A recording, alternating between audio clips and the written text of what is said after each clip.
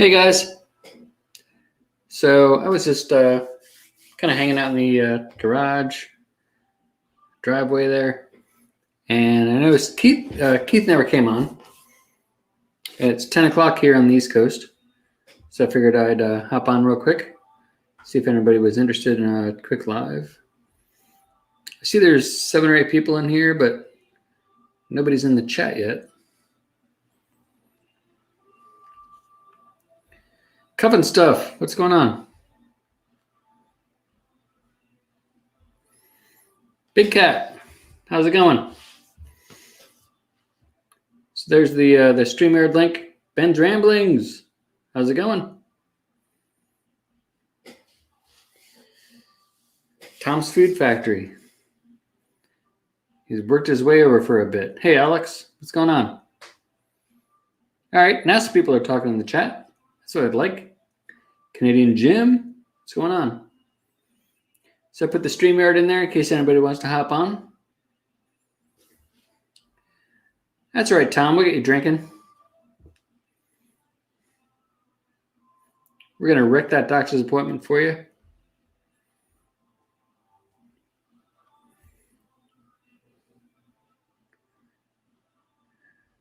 The beer gets much longer. Definitely take over for Keith.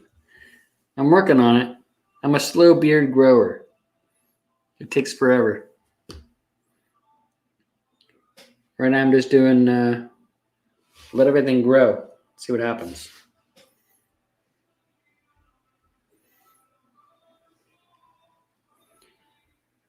Yeah. So nobody in the basement yet. That's fine. Yeah. So what do you guys been cooking? What do you guys been doing? I don't think I've talked to you since Thursday. Most of you. We were going to do some flank steaks tonight, but they didn't thaw out in time. So we'll do those hopefully tomorrow.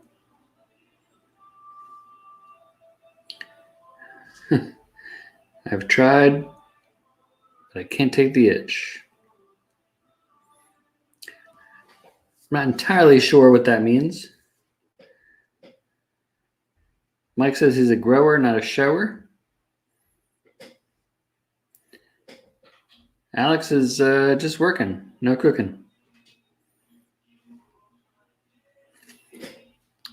Tom's buying as many ribs as you can. Corey says they'll be skyrocketing. Oh, I'm sure that, yeah. That and pool. If you have a pool, you want to go ahead and grab all that shock while you can right now. I think there was a big fire or something in a chlorine factory or something was going on. I've seen 2 or 3 articles so far saying that chlorine is going to be a hot commodity this summer. So if you have a pool, buy some of that shock now, buy some of the chlorine now. I don't know why the ribs would be skyrocketing, but maybe they're looking for workers.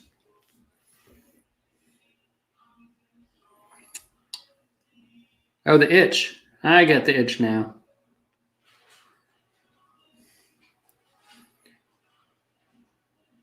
Yeah. Just get through that itch. And then you enjoy the beard. Skirts cake tomorrow. Yeah, there you go. Oh, for Cinco de Mayo. Nice. And shrimp. There you go. Hey, chef, what's going on? So I'll put this link back in here in case anybody wants to hop on with me.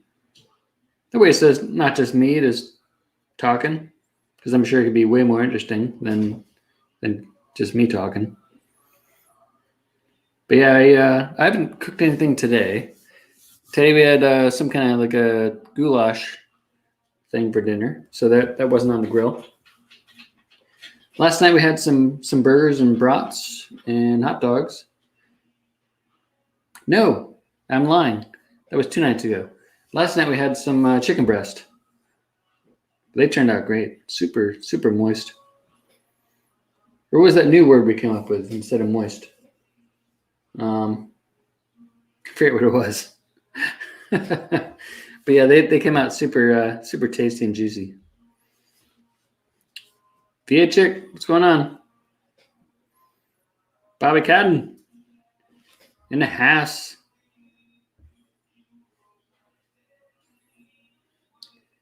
Really good creamy mac and cheese recipe. That's what I'd like read about now.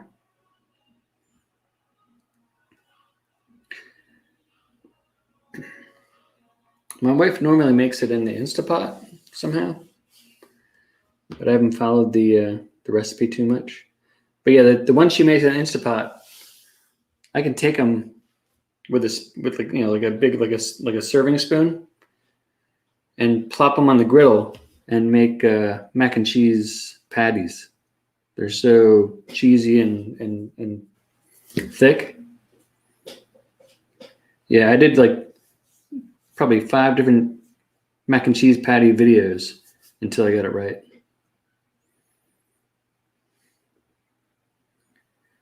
Simple one with Velveeta, and it wasn't great. Yeah, so now, I mean, at least our local food store has mac and cheese shredded. I don't know what kind of cheeses they're putting in it, but it does melt up nice. It's pretty nice. Oh, birthday dinner. I'd say strip steaks. Strip steaks, mashed potatoes, green beans. I don't think you can go wrong with that. They're easy. They're like 8 minutes on the grill.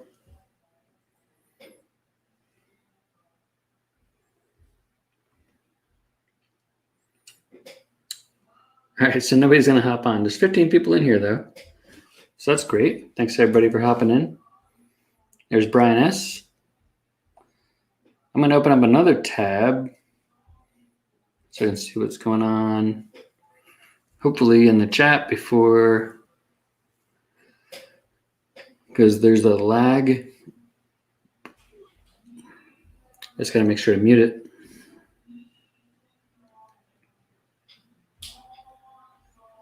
There we go. All right, we got 7 thumbs ups, but 15 in the chat. Not sure what's up with that. That rhymed. 16 in the chat. Hey, chef, you must be at home.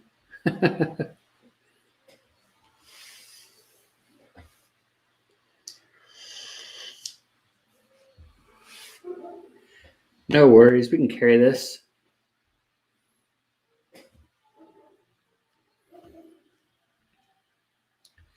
So what else has been going on with the world? All right, so I haven't gotten my vaccine yet, and I don't know if this is political or not. I usually try not to be political on my channel.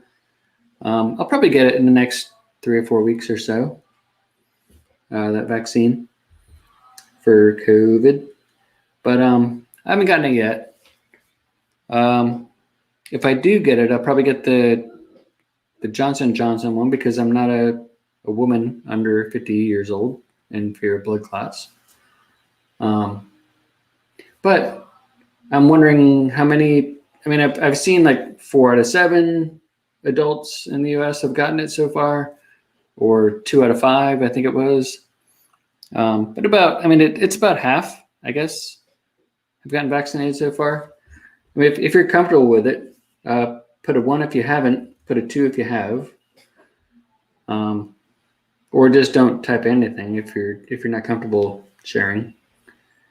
But yeah, I was mainly waiting for. I mean, I work in computers, so I'm more of a, I see the code go out for production, and anytime something ever goes into production, 2 or 3 weeks later, they're like, oh, you know what? We want to make a little update to that. So I was just waiting for, some kind of update. I didn't want to get it right that, as soon as it came out. I wanted to give them a minute to, get the results back of what everybody's feeling and what everybody's doing. And then maybe they have some updates, to the various ones. But yeah, what is there? There's Pfizer, there's Moderna, and then Johnson & Johnson. I was thinking just Johnson just to do one and done and be done with it. Yeah, I don't care if you got it or not, and I'm not anti-vax or anything. I'm just, to me, it's new, but they've been doing the RDMA or whatever it's called for probably 30 years, so it's not really that new. I mean, this is new, the whole COVID thing. Yeah, I think Johnson & Johnson's back on the menu, I think, Tom. At least it is around me.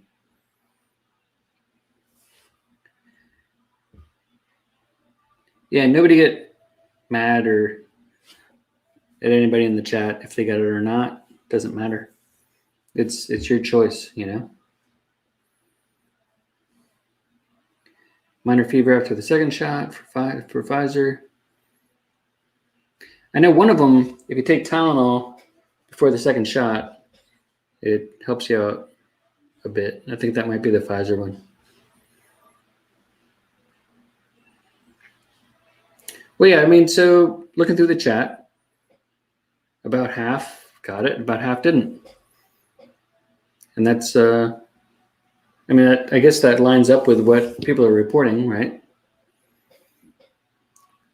So that's good.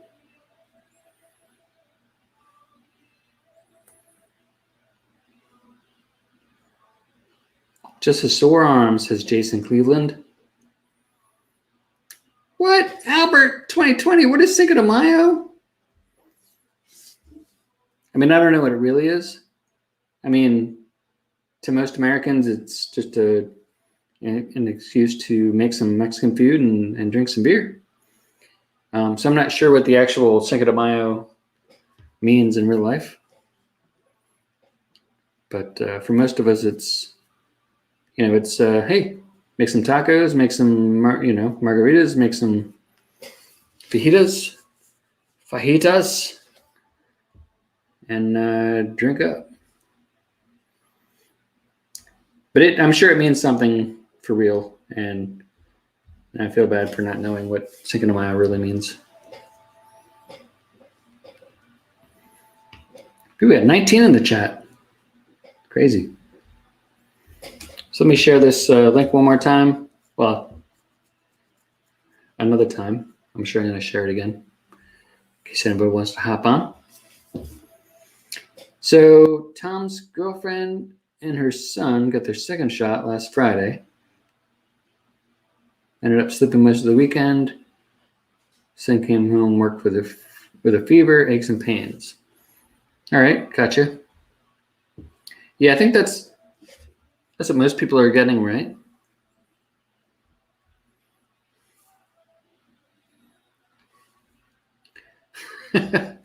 Joe Everett, he hasn't gotten it yet. He's waiting for folks to start growing tails and horns. I swear to God, I just assumed this was the event that started out the whole zombie apocalypse. Either Pfizer or Moderna. I keep getting that one wrong. Or Johnson & Johnson. There's something in one of them that causes the whole zombie apocalypse. And then we're done for. So, flip a coin and pick one. Oh, Cinco de Mayo is the... I thought you were being serious or not, Chef. Cinco de Mayo is the Bottle of Puebla. The Mexicans beat the French. Oh, well, there you go. I assume you're being serious.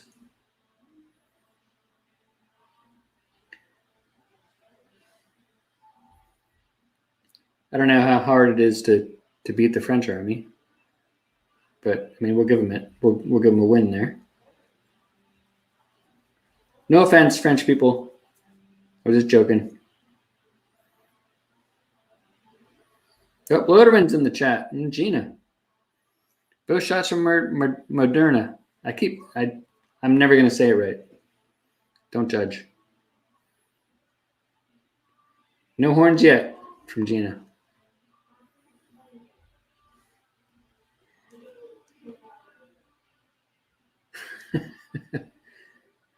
I Am Legends.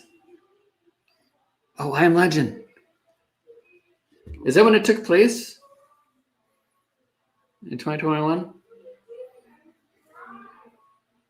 And is that how all the zombies got to be zombies? It was from a vaccine?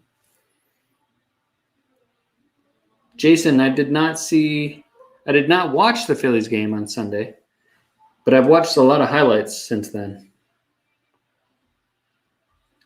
And there were some crazy things. Home runs called back, not running in the baseline, called back to an out.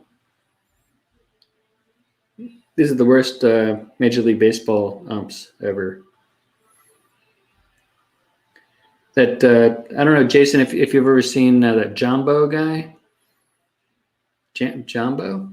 No, might be Jumbo, but he does the kind of replays, and he like shows the replay, and like people are like, and he's like, "Fuck you up." He like puts his own words into everybody's mouth, like lip reading skills. Jambo, I think it is.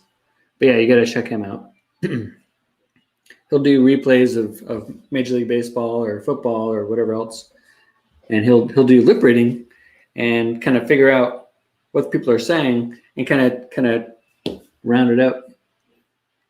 So you know who he is. All right, good. I'll stop trying to explain who he is.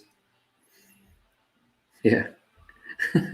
Yeah, look at those replays on the Phillies games recently. We've been a point of Jumbo's channel for way too much this past week. So it's not the whole war, just that battle. The French came back and kicked their asses in this. In the next, yeah, we're not going to count that one now. I guess that was the Cinco De Mayo that they came back and kicked their asses. So we're not going to count Siete or Ocho de Mayo. Ocho de Mayo was a dark time. We're not going to count that. We're just going to focus on Cinco de Mayo. Sunday's game was epic. The guy scored with the first baseman tossing it to second. Yeah, I missed that. And I'm glad you watched it because one of us has to watch it, right? And I guess I'm done with the Flyers. I think they're out of the playoffs. Although I can't wait for the Capitals Rangers game tomorrow night. I don't know if anybody saw that Tom Morris. God damn, what's his name? Is it Tom Morris? Tom Wilson. Tom Wilson from the Caps. Fuck the Caps, by the way. Yeah, so Tom Wilson decided to totally body slam one of the guys from the Rangers last night in hockey. I don't know if anybody saw that. That was all over the news today. But yeah, so I'm sure the Rangers are going to bring up all their goons because they're out too. The Rangers are out. So now they're just like, all right, well, you get a $5,000 fine for that. Well, we'll bring up our goons and play some hockey.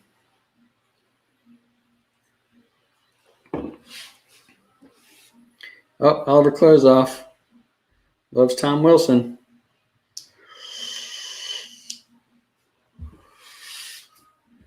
Ski Girlie's watching, I think.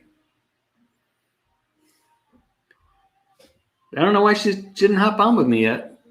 Help me out.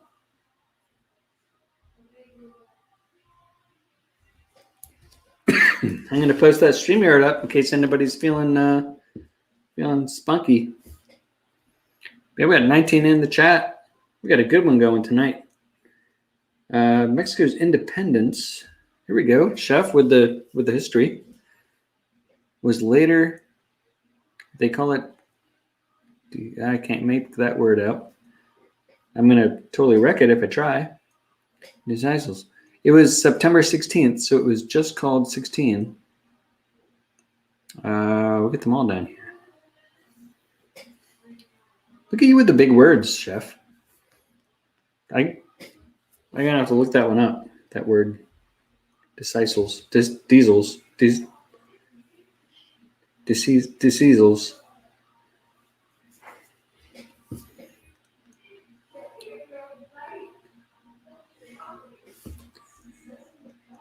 So I hear Bobby in the background, behind the doors here, talking to one of my daughters. So she's around. I think she's watching. Maybe she'll say a hey pretty soon.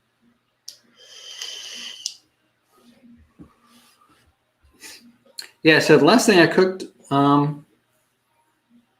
outside was I think I did some filet mignon that was sent to me by that Rastelli's place. I did like Wagyu hot dogs for them in a video, and I did like a baby back rib that they cut in half for some strange reason. Yeah, they were both good. I don't know if I'd pay what they're charging. Yeah, then I did with the filet mignon they sent me, but so there were 4 filet mignon pieces wrapped in bacon, and they were 5 ounce each. So they were pretty small. They were pretty thin. So I just treated them like a New York strip. Yeah, Ben, I was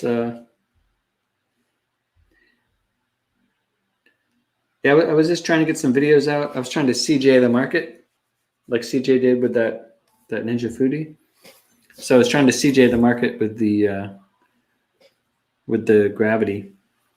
But I filmed that last one, the filet mignon one, but it's not exciting at all. There's no sides, there's no nothing. So I haven't even edited it yet. I don't even think I'm gonna put it up. You need sides. I've decided, I think, on all my videos coming up, I'm gonna not do like just stupid boring things. I'm gonna make the main protein, whatever it is, ribs or whatever, but then also make a side with it, or make like a sauce, or make something along with it to make it more exciting, instead of just like, here's how you do ribs that there's 1,000 videos about.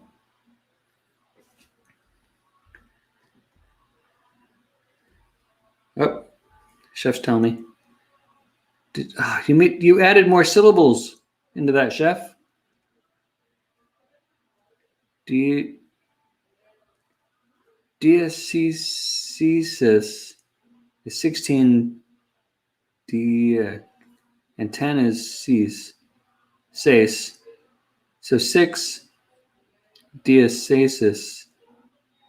Oh, 16. Diacesis is 16. Diag is 10, and ses is 6. All right. I almost got it. I was pretty close.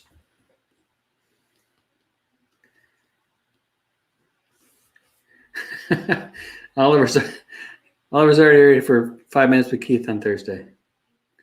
Who wants to hear the 5 Minutes with Keith song? All right, put a 5 in the chat if you want to hear the 5 Minutes with Keith intro. Got it all here at my disposal.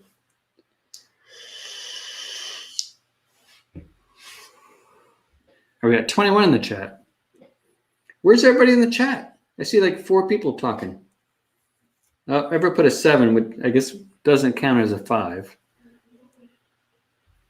All right, let's. I got to switch out to this, and then do this. Where is it? Here it is. If you guys questions, I'm pretty unique. Been looking at your channel, studied all week. Some might be tough, but they won't hurt. Hey, get most of them right, you might win a shirt. Don't be scared, keep your knife in the sheath. It's time for 5 minutes with Keith. Hey y'all, cheers. All right, well, that was fun. All right, I got to get my little border here back. Otherwise, I feel like... There we go. Otherwise, I feel like... I don't know what. The border helps me to feel like I'm not all by myself. Yeah, Chef says put a 16 in the chat. $16. $16.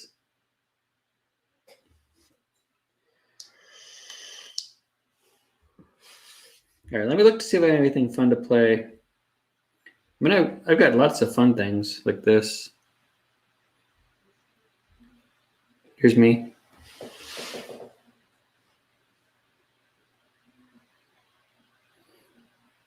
Me and Keith hanging out. I've got this. Got this. I don't know. All right, let's talk about pork roll. Who in the chat has tried pork roll? Oh, where'd my thing go? I need my border. Here it is.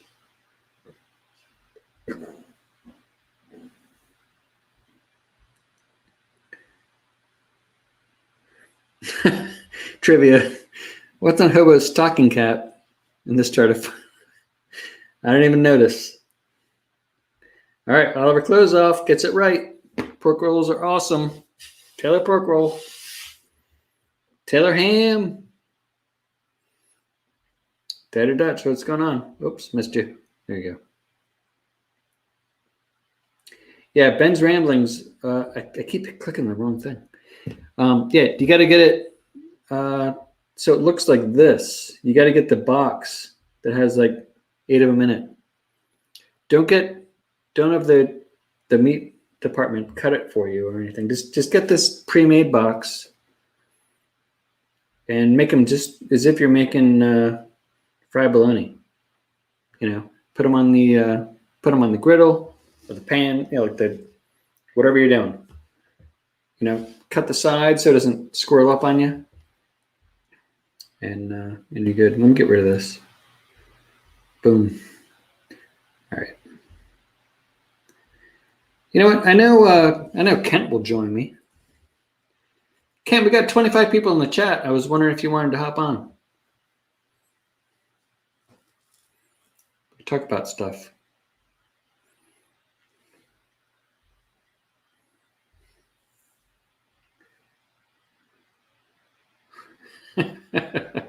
Joe Tuxedo getting down. What is a pork roll? So it looks like bologna, but it's really salty. And it's almost like ham, but it's not ham. I mean, it is ham. Technically, it's ham. I think it's all the cut up pieces from ham that they're not going to use. Like, I don't know, like the hooves and things maybe, like almost like Spam, or scrapple. But it's like a mix between scrapple, ham, Spam. It's a mix between all that. And it looks like bologna. But it tastes really salty, but it's really, really, really good with a fried egg and a Kaiser roll. Yeah, it's like a chopped ham. Yeah, everybody's got to try it. And remember, here's the brand, Taylor. Just get the box. Don't get it cut up from the deli. You know, because it's not right. Just get it in the box. You're gonna see Taylor pork roll, Taylor ham, something like that.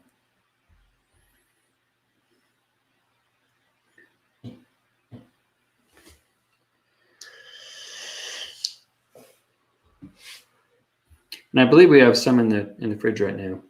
So probably make that up soon.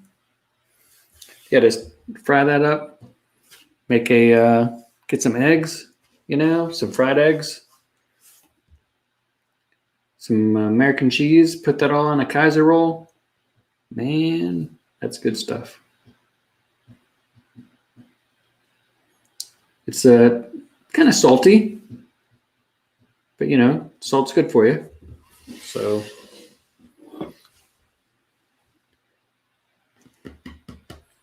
24 in the chat. Yeah, so it's not like Spam.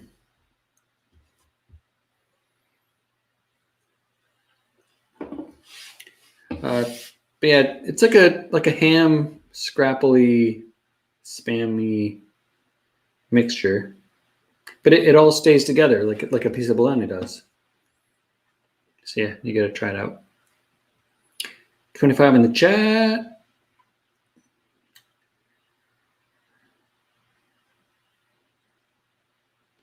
Oh yeah, mac and cheese is probably good with it.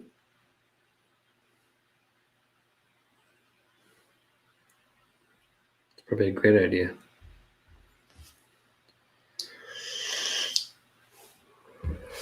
I lost my border. There we go.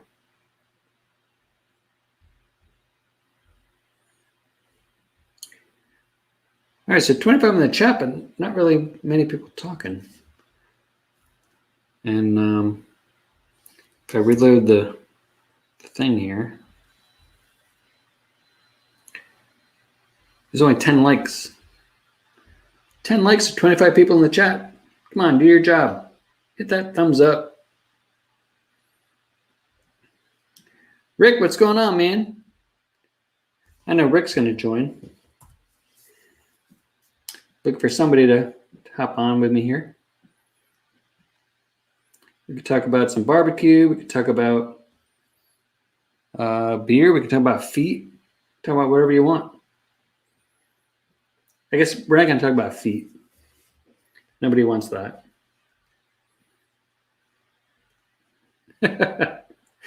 Show Rob some love. We got 13 likes now with our 26 people in here. So half the people who are in the chat thinks it deserves a thumbs up. Skip, what's going on, man? TPC's in this house. Yeah, I figured Keith didn't show up tonight, so I figured hop on for a minute and see what's going on, everybody. I'm getting hungry, though. Meet Militia, what's going on? Meet Militia, I was going to make some, we have some flank steak, but it's still frozen. So I'm hoping it thaws out for tomorrow. We can make some fajitas. Oh. I wonder who the great guy was.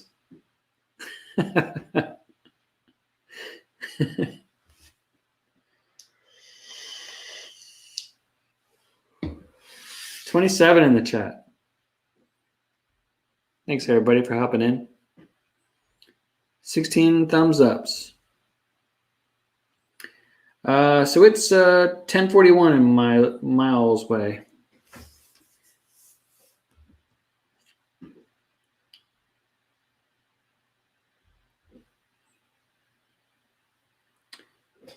What flavor am I vaping?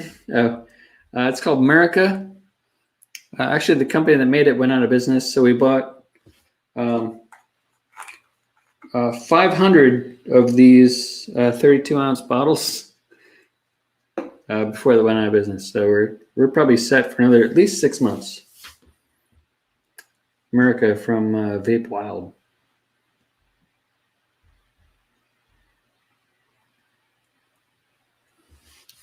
Oh, yeah, VA check, you're in VA in Virginia, right? So should be same time. Yeah, Meet Militia, I forget your real name. Yeah, it's actually I vape, I think, more than I used to smoke. So I'm not sure what I'm going to do when these run out. Figure it out. Hey, Chef. Thanks for stopping by, man. Appreciate you. I don't know if we needed to know you're about to jump in the shower, but, it's good times. We'll just keep picturing that awesome backyard pit you got there. Or front yard. I'm not sure if it's in your side yard, backyard, wherever it is, though.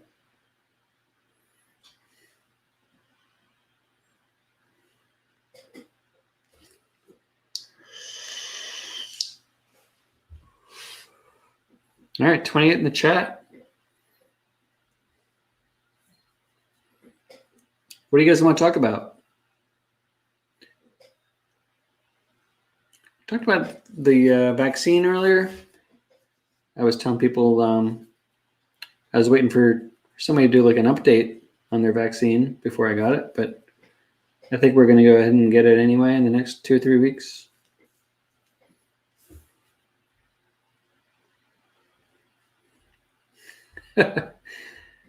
Yeah, Chef. Probably just step into the shower. Probably don't want to do any jumping.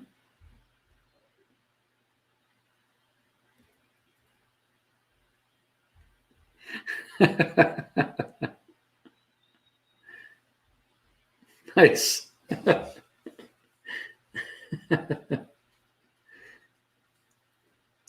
All right, me, Melissa. First live chat you're ever done. What's on or off limits? We tend to not talk about political stuff, religion, stuff like that.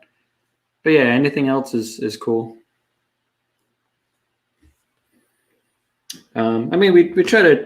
We mostly try to talk about barbecue stuff, barbecue, cooking, this and that.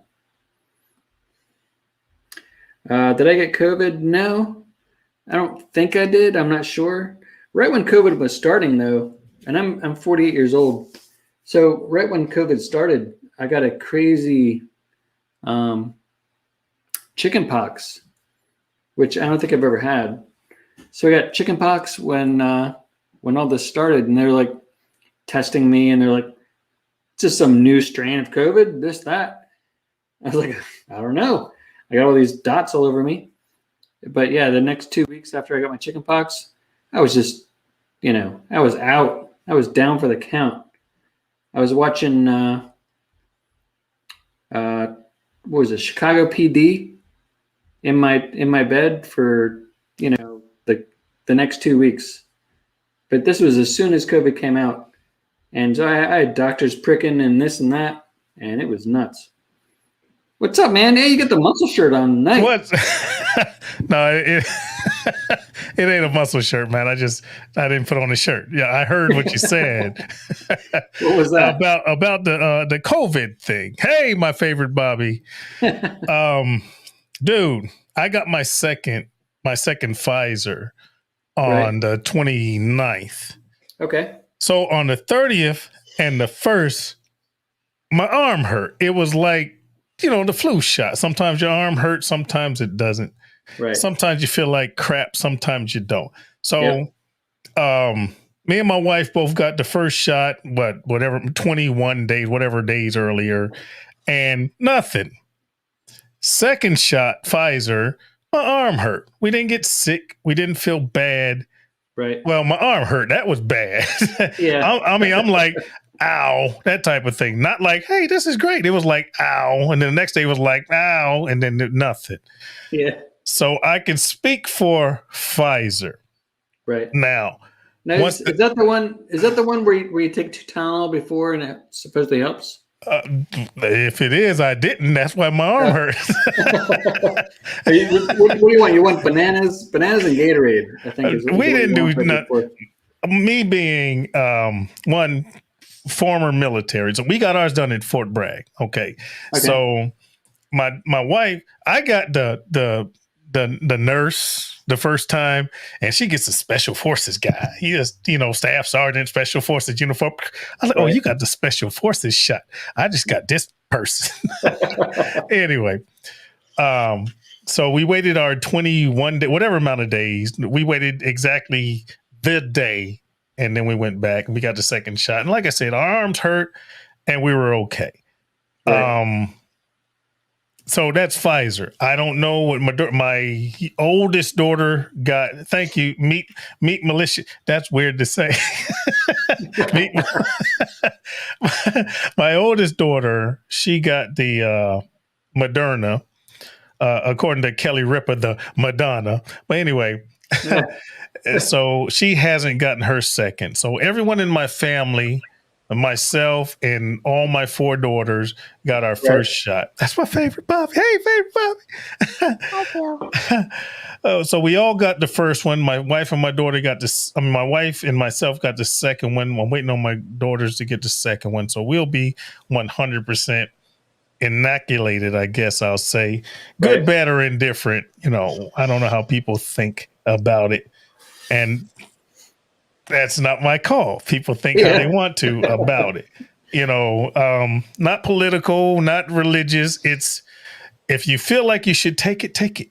If you don't want to, don't. That's your business. Yep. Now, once they start, if they start, show your proof or your passports or whatever.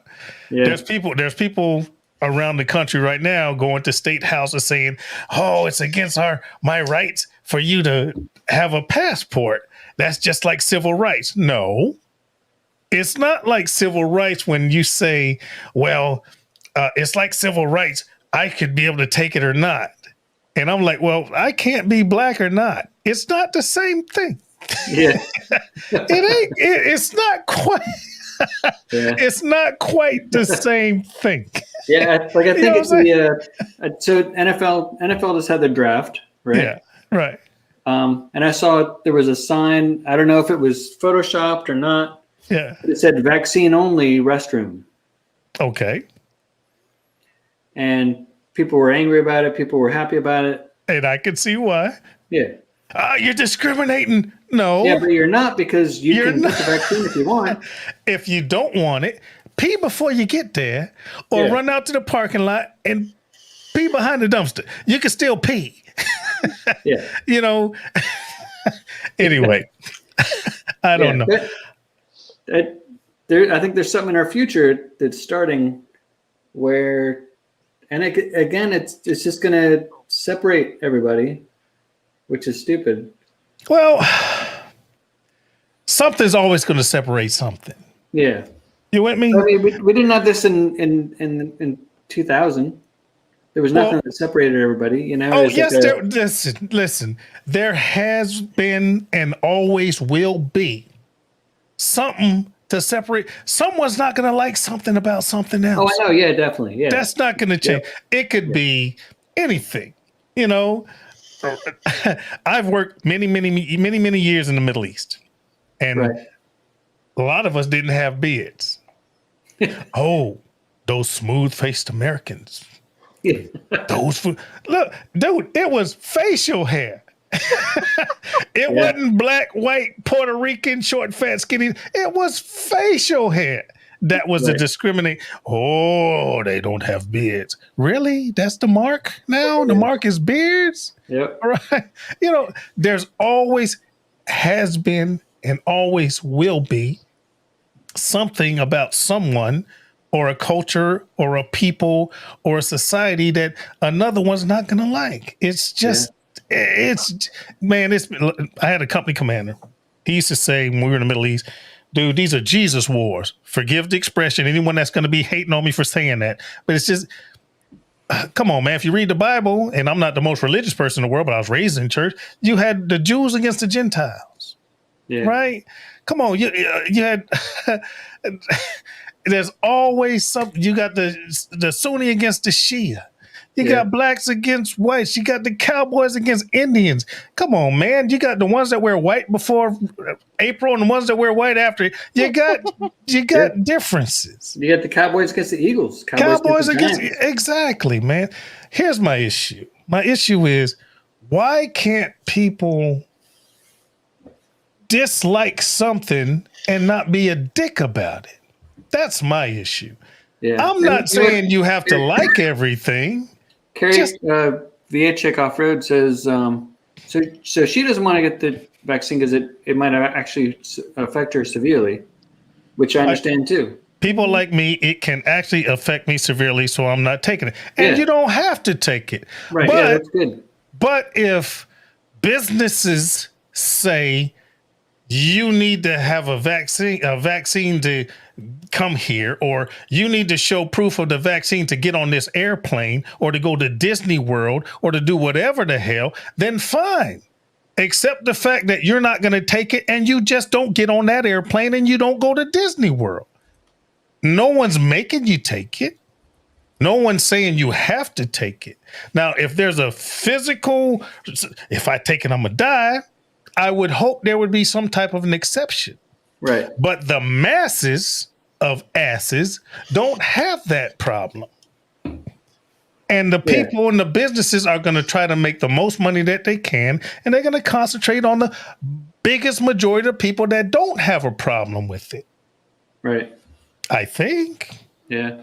Now, I don't want to see, I mean, I don't know what I want, but I don't want to see, like vaccine passports, and you can only come in if you're vaccinated. You can only do this if you're vaccinated. I don't want to see that. I mean, I'd rather see everybody still with their masks. See, whether you're vaccinated or not. I hated a freaking mask. I did.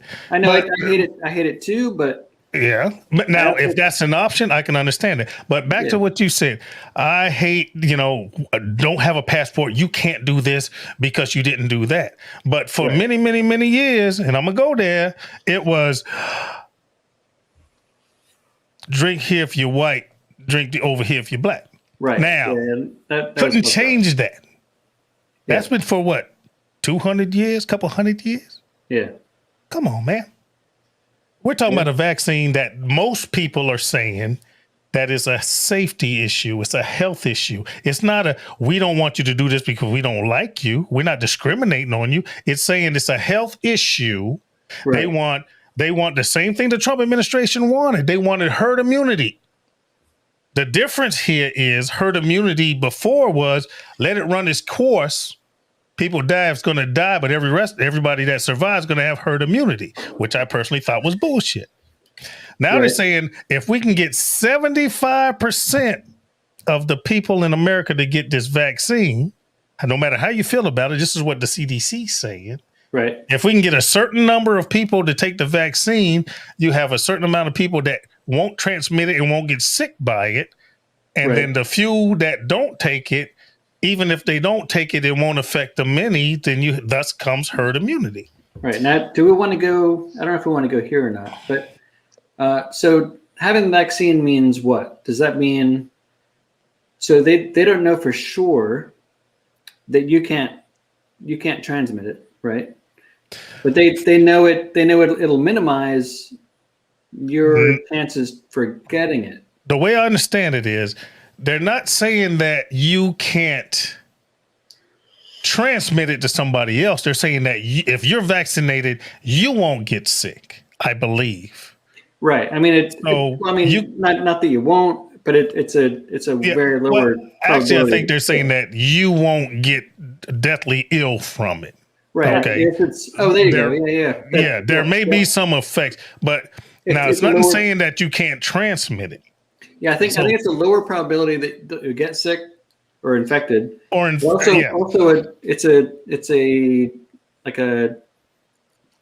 a shallower chance. Shallower chance. Yeah. I don't know if that's a real thing. I ain't a scientist. A shallower chance for you to get actually, wrecked from it. wrecked from it. milder case. Yeah. I'm using medical terms here, you know. Well, but according to, we got how many vaccines in America? You got Pfizer, Moderna, and then you have the Johnson & Johnson. Yeah, I'm gonna do. When I do it, I'm gonna do Johnson because it's only wrecking women 50 and under, right? It's very few. It's what they're saying is the benefits outweigh the freaking. Oh yeah, definitely. You know, Yeah. There's such a small chance of you getting screwed up that it's still worth it. Okay. And I could see the value in that. I still call bullshit on that. I wouldn't take the Johnson & Johnson. I mean, I don't know, but I don't care if you get it or not. It's totally up to everybody. Now, TPC says it's not much of a vaccine if you can still get the virus. It's the same thing with the flu. Right. Yeah, because there's different strains and different strains, just variation. I didn't get the flu shot for years because I was like, listen, I got an immune system and I'll be okay. And I did that for years until I got a job where I was working places and it was mandatory. You got to get the flu shot. Right, and I swear I felt more shitty after I got the flu shot than I did if I didn't get it. But yep, that's why I haven't gotten the flu shot in forever. Yeah. But go ahead. You know, all I'm saying is this. When you have something that happened around the world that killed so many people, and that's not a myth. People got killed. People died from this. Right. Okay. Now, a lot of them were older people, more vulnerable. Would they have died anyway? I don't know. Some of them probably would have. You're talking about, 50, 60, 70, 80 years old. Oh, these are part of the people in the numbers. Don't say 50. Don't say 50. I'm 48. I'm 55, man. They 70, 80, 90. I'm 54. I'll be 55 this year. But I'm saying I agree with a lot of the stuff on the right as well. And I'm independent. All right. I'm not a Democrat or Republican. I'm in the middle. I listen to everything and figure out for myself. Right, but I can't say 100% of the time that some of the people that died wouldn't have died anyway. I can't say that. Some of them just would have. Right. I mean, I assume a lot of the, not a lot, but some percentage were labeled as COVID death, but they really. And some of them were, it was going to happen, man. Right. Natural. Yeah. Listen, Burgess Meredith, he was already gone, but shit, he was like, what, 100 years old, 300? And, he died of COVID. No, I think he got there anyway. There's stuff like that. And, depending on who's doing the numbers, there's some manipulation there. Yeah. I'll give you that. And you just take it into consideration. That's all.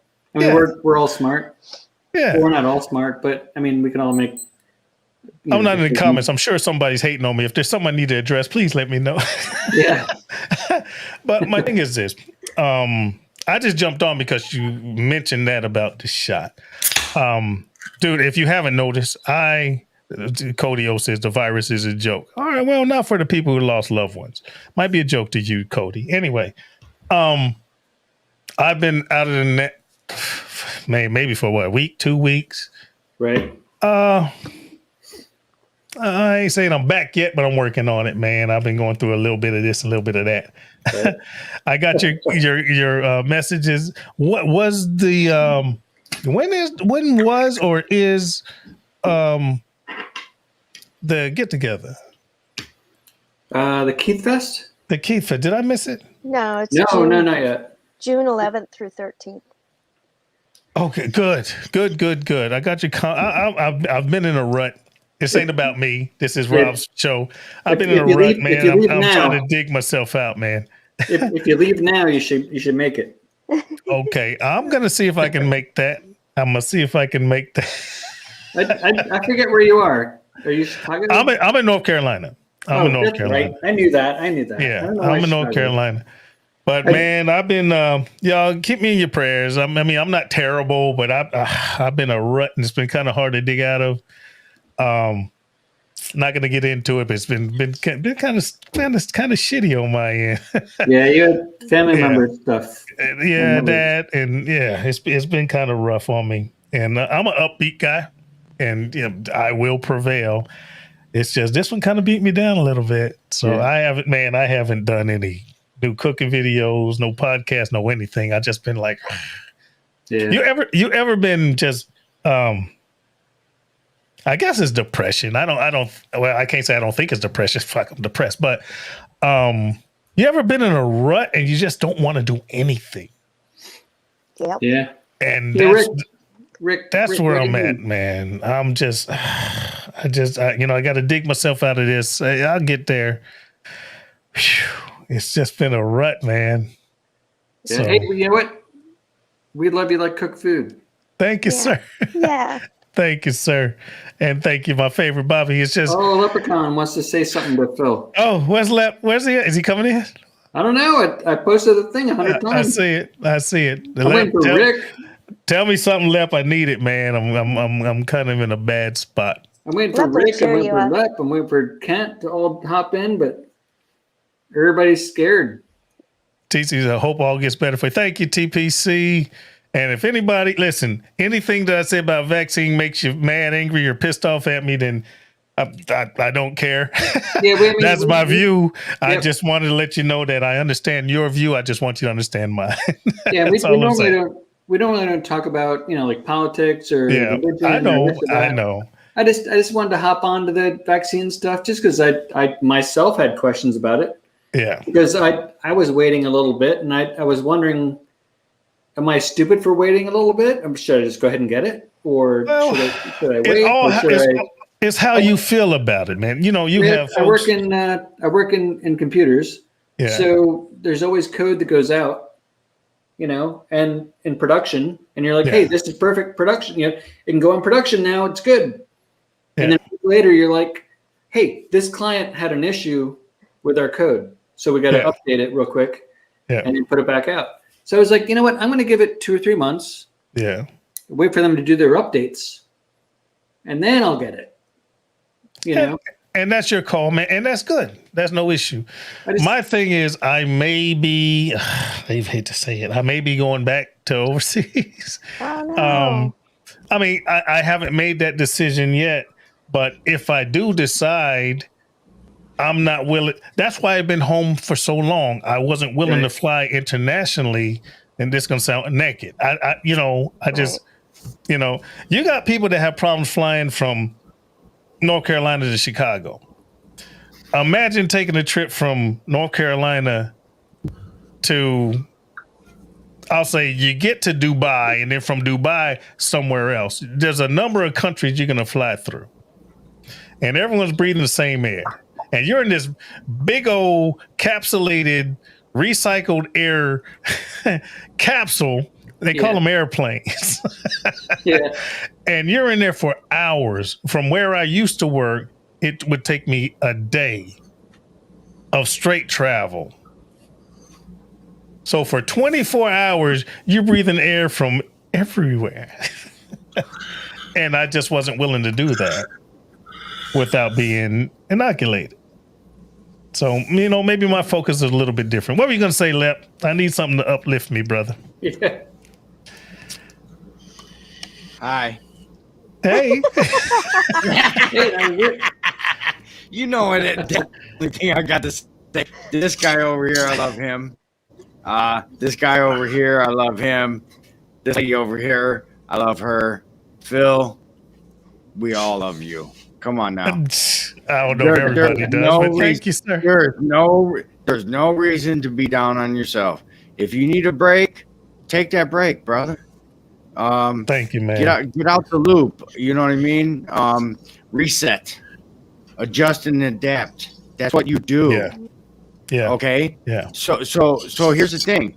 You're around with redneck skin. I burn myself out on redneck skin, brother. Okay. Every Tuesday, 10 o'clock to accommodate the West Coast. Us East Coasters had to stay up, thankful for Kent. He was always there. You know what I mean? It grew, but it grew as far as it burned me out. I had Mexican sitting in my fridge for days on days. Here, I got Nobody a timeout. eating I got a timeout real quick. Uh-oh. So Rick's leaving, saying he's no longer interested in hang out over here. I think Rick thought people were deleting his messages or something. But my mods were. There's nothing Rick would say that my mods would delete. I didn't delete anything. I saw everything. Yeah, Rick. Yeah, nobody deleted anything. It's about what? Rick's barbecue special? Hold on. Yeah. Yeah. I don't want Rick to leave. Yeah. He says, later, guys. Hope y'all have a great week. No longer interested in hang out over. Why? What happened? I don't know. He said his posts were getting deleted. Hold on. I'm looking back through the chat. Oh, did they say Rick is a And- mod? Is he a mod? I don't know. No, but I mean, I'll make him He is a a mod. mod. Rick. Rick is a He mod. was a mod. Oh, he is. Rick When he is said, a mod. "Oh, So I have The Rick as a first thing mod, I see so- in the chat, Rob, he said, "Wow, am I blocked from this live? I Yeah, just posted twice and it's not showing up."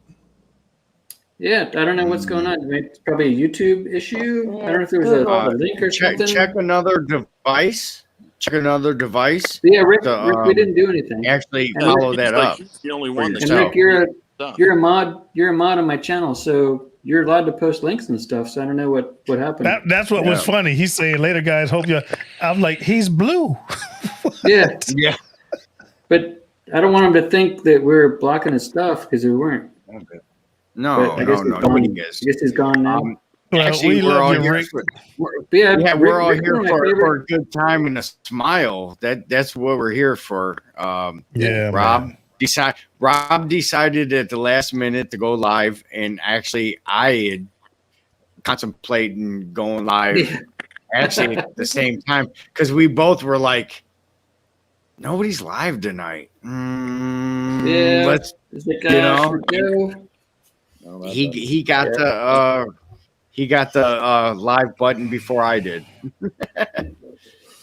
Oh, and Kent's internet's messing up. Yeah, he's So internet screwed up. Yeah. I just popped on and I saw Rob was on. I was like, well, he said, oh, shot. I was like, well, let's talk about the shot. Yeah. That's why I popped in. I'm sorry. Yeah. Hey, And then my favorite a- Bobby popped in. Then my favorite Lep popped in. It's nice to meet you. Meet Militia. Wait. I'm gonna say this with a straight face. Meet Militia. Meet Militia, baby. That's right. It's nice to meet you too. Good I'm on, an man. army. I'm an army guy, man. Meet Militia is just. It's funny to me. I'm sorry. I'm a Navy guy. We don't even have militias. But you got delicious. This big around. That's a great But you got name, man. Meet delicious. Militia. right? That's awesome. But My, I just popped hey, in because if it's it wasn't not- Rob, if you wouldn't have had a live, I would just stayed in the background. I'd like give myself a little while, a little more time. Yeah. But so Son-in-law thank you. Is, You, son-in-law is I Navy recruit. Yeah. So daughter's Army recruit. Son-in-law is Navy recruit. They had the building right next to each other. So when they got deployed to the same location, they met up. Grandson later. Nice. Nice. Sounds like they're going to give birth to a Marine. You got an Army recruit, Yeah. and a Navy recruit. I swear to God, he took a knot on his forehead. It was straight knot noggin, whoop, and it was like a centimeter from breaking through and busting open. And he just was sitting in front of the camera, like, I was like, there he is, right there. I Wow. call him my little football player because he could take the front brunt. You know what I mean? Yeah. Is that your first grandchild? Yes. Oh no, I have two. Two. I have two. One is 2, and 2 in a couple months. They're like 1 year apart. So I got 1 in a couple months, 2 in a couple months. Yeah, Wow. you're just like me. Girl I and a have boy. 3. So I Yeah. have one that's 3 in a couple of months, one that's 2 in a couple of months, and one that's 1 in a couple of months. They're all about 10 months apart. Well, I'll tell you this. I got my youngest daughter is over 20. My oldest daughter is over 30, and I got no grandkids. Now, I'm not complaining because I have no sons-in-laws either.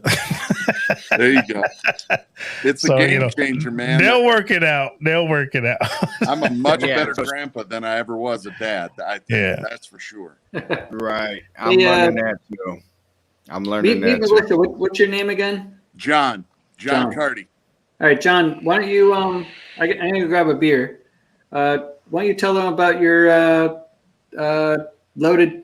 Loaded fries collab? Yes, Absolutely. That's what it is. Yeah. Oh, I'll be right loaded back. fries. That sounds great. And You talk about your loaded fries collab. I'm gonna grab a beer. We'll be right back.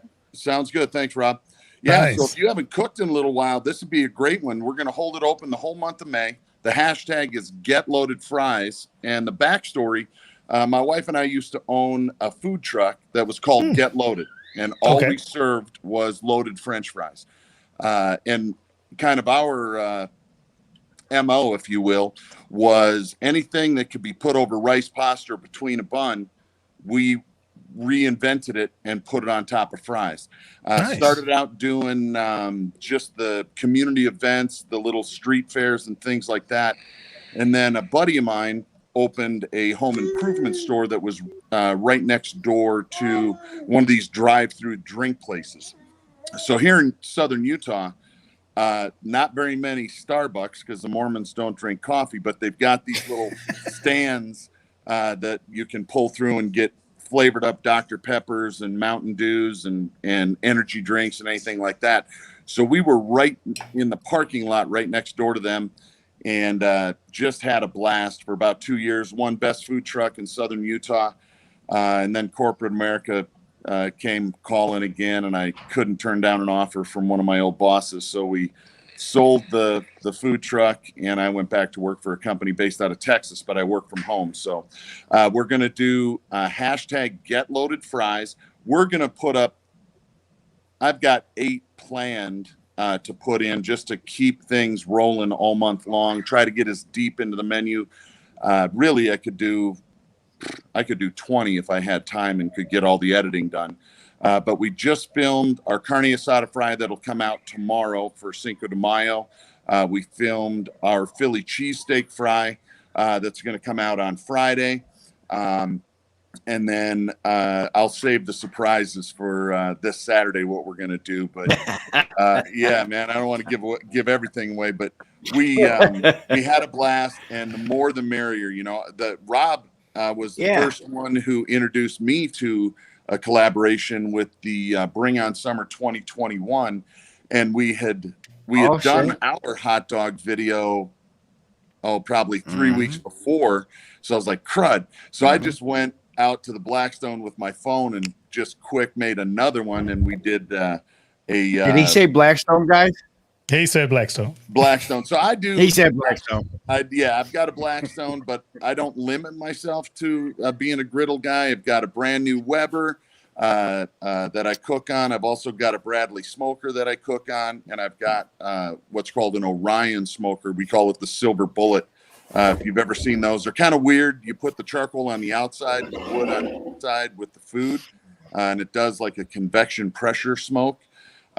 So you can do a rack of ribs in 45 minutes that are falling off the bone. I don't use that as much as I used to because you don't get a lot of browning on it, but I'm getting off topic. You get me, Rob, you'll learn. So back to the Blackstone. Get me to shut up. real quick, back to the Blackstone. Yeah. Do you think you could do a full brisket on a Blackstone? Whew. I bet I could. I don't know if that would be my first choice. I'd do a flat. Okay. Hey, now we could go back to the Cinco de Mayo, the whole month of May. Yeah. Yeah, exactly. Hey, go watch Leprechaun TV. I'll show you how it's done. Yeah, we watched that one, man. Blackstone barbecue is a thing. Let's just say that right now. Hey, man, it's a game. And here's the thing: it's a heat source. It's a heat source. Yep. So if you utilize it in the right manner, you'll get the same result. I suppose you can put smoke in there and dome it. Little bit. What I did. Did you do a full brisket? So Yes. So Yes. So what Lep Full did, brisket.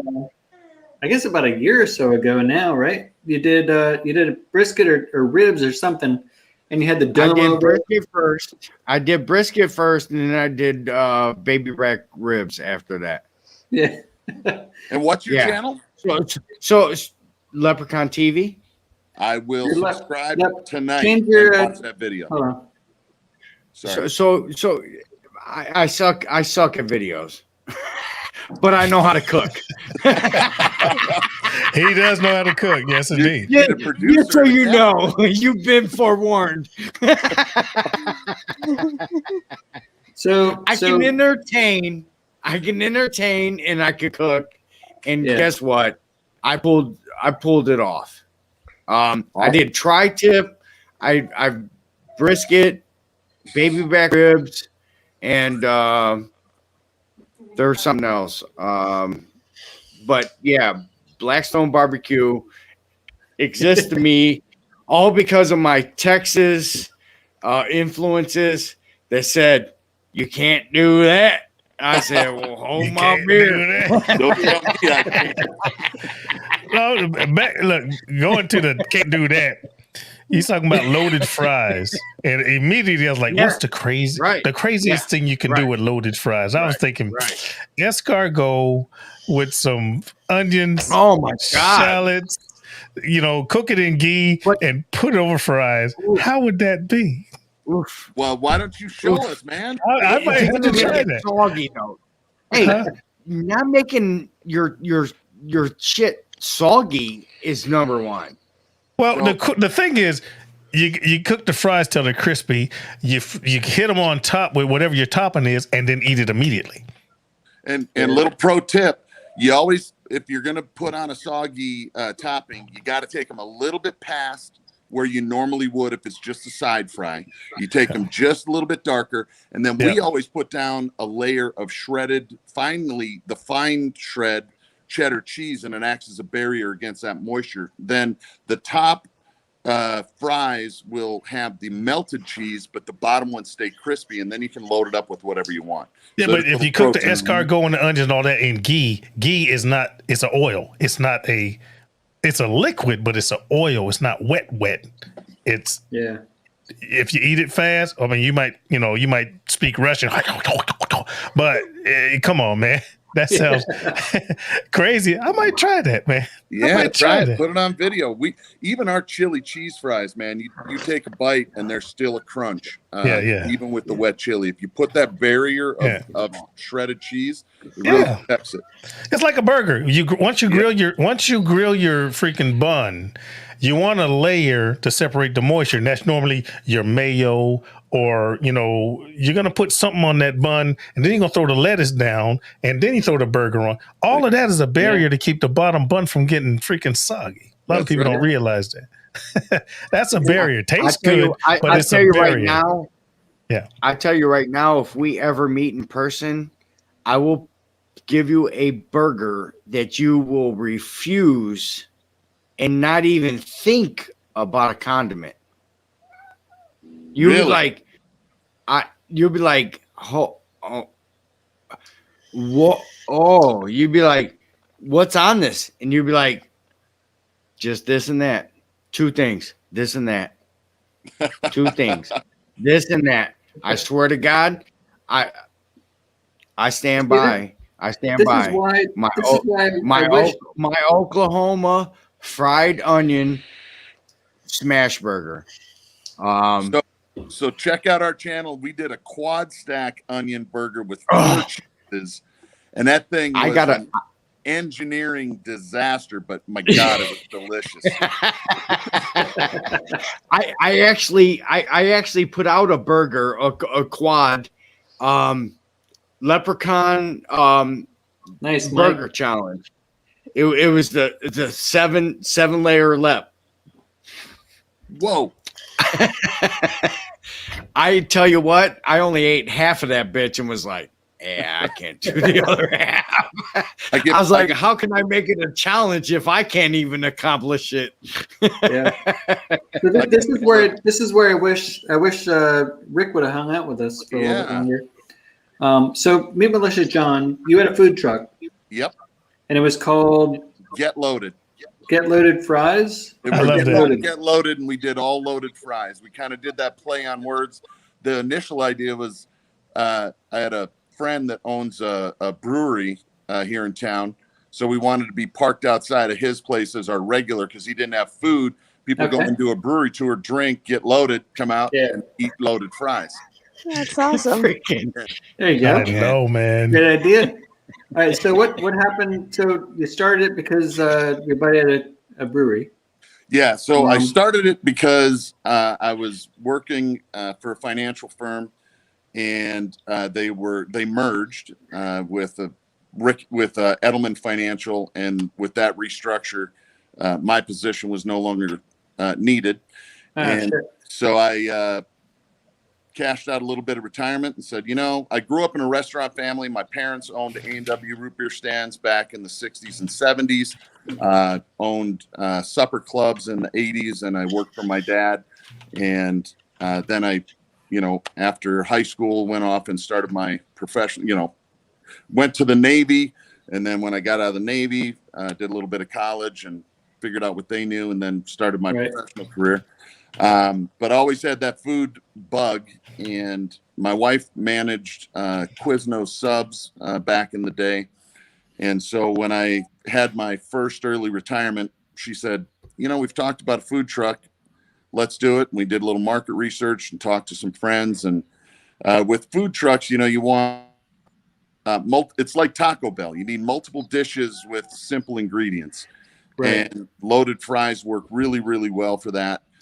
Margins are great. And so we did that for a couple of years. And like I was telling these guys while you were gone, we won Best Food Truck in Southern Utah. And then corporate America knocked on my door and said, hey, how soon can you be in Dallas? We need to talk. And so I sold the food truck and went back to work for a different financial firm. Okay. Now, I have questions. I have questions. I've heard that the Phil food was quiet for way too long. I was soaking it up, but I've heard food truck can be difficult, man. How hard was the food, or how hard, easy, or how was the food truck thing? Don't you have to deal with like the government, like the county, like the health inspector? Oh shit, Thyron's in the chat. Yeah, Thyron's gonna hop on, and he's a good person to have in here because he has a food truck. Come on in. At least in Southern Utah, Thyron, hop in. The health inspector, he told me when we went and got our rig inspected, and we bought a brand new trailer, custom built. We didn't buy a used trailer and retro it or anything. We bought a brand new trailer. It was manufactured down in Mexico, drove down to Texas and picked it up at the border, filled out all that stuff. Yep. Wow. And when we brought it back and had our inspection done, the food inspector said, we freaking hate food trucks. So I'm just going to tell you, we're going to be up your ass all the time. Right. And I said, you know what? I believe in following the rules. And so we did everything by the book, and he would send other food trucks and new vendors to us to learn how to do stuff the right way. Oh, nice. So we were like the golden child, the teacher's pet. Nice. It is a grueling thing because the only place you really make money is at the festivals and fairs. You can go to a weekend festival and make 25 grand or 20 grand gross, so, figure out what your margins are at 60% profit. And there's no other labor because it was me and my family that ran it. Right. The hard part is when it's off season, you're trying to, scrape by a living on a street corner and it rains, because when it rains, you're out of business. Right. When, if there's something else going on and everybody's on the other side of town, you're out of business that day. But you can't shut down because you still have some regulars that at 5 o'clock, they want to come and get their chili dog regular fry or their chicken bacon ranch fry. And, they're like, oh, and then they message you, where were you? Yeah. Like, oh, I'm sorry. It was raining and we went 6 hours with nobody pulling in the parking lot. And it is tough. It's grueling. It's a blast when it's busy. Right. And when you're at the festival and you see people walking down that corridor and they're holding your food and it's turning heads, and people are like, where'd you get that? Oh my God, look at that. Right. Because we gave way too much food. That was kind of our thing. Just like Meat Militia, everything we did was over the top. We had a 3-pound tub that stuck 3 inches above the tub. And, you know, it was enough to feed 4 people. And it only cost you, at a festival, cost you $11. And during the week, cost you $9. Yeah. So Yeah. it is fun. It's a, what did I say to my what was going to be my son-in-law, to your point, but it broke off, thank heaven, because he was wanting to build one. And I said, you know how to make a small fortune in the food truck business? You start out with a large fortune. It'll turn into a small fortune in a hurry. Oh, wow. Wow. So, but Yeah. it was fun. Yeah. I mean, I was considering doing something simple, you know, hot dog, sausage type of freaking, you know, me being from Chicago and me living outside of Fort Bragg. The benefit is I live outside of Fort Bragg. You see, that's why I thought you were from Chicago. I think you keep saying Chicago, and that's why in my head I'm thinking I you're was from Chicago. raised in Chicago, but you know, now I'm North Carolina because of my career. Now I'm North Carolina, Fort Bragg. So rain doesn't matter because a soldier going to walk out. If you park outside of a range and they're shooting all day, it don't care if it's raining cats, dogs. They're going to come up there dripping in water and they're going to ask for a dog. That type of thing. Yeah. My concern is getting the truck filled out to spec, and then what do you want to sell? Simple is profitable.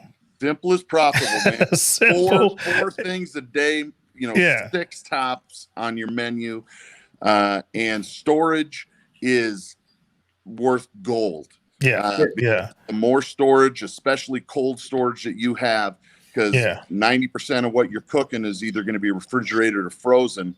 And then the third biggest, challenge for us was you spend a lot of money generating electricity to run that thing, even though most stuff runs off of propane. And when I helped my ex-future son-in-law spec out his, and he did end up building the most beautiful food truck trailer that I'd ever seen. But he had the benefit of my mistakes when we went and sat down with the manufacturer. And I said, look, if you have the option of propane refrigeration, get it. If you have the option of propane steam, get it. You want as little electricity as possible, because electricity is expensive. Oh shit! We got TNT barbecue. Oh, we got the legend in here. We got the butt cooker. Butt cooker. What's going on, Thyron, my friend? How you doing, baby? Oh my goodness, just been burning the candles at both ends. Right, so, John, Meat Militia, this is Thyron from TNT. So he just did. Where were you? University of Ohio or Iowa? Up Iowa University. All right. So you were there for. They invited you there to cook up some stuff. You have a crazy rotisserie. How many pounds of rib tips did you do for them? I did 100 pounds of rib tips for them, and then I used the other ribs that I made the rib tips off. I used those for Saturday. So I made them into St. Louis style ribs. So I'm just kind of double dipping a little bit. All right. So you can tell us a little bit about the whole food truck industry a little bit. Well, here in Iowa, it's pretty basic, you know, as long as you got a clean facility and, know your temperatures. You got to take a class called Serve Safe. Mm-hmm. Me, I'm blessed because I kind of build my brand for its competition first.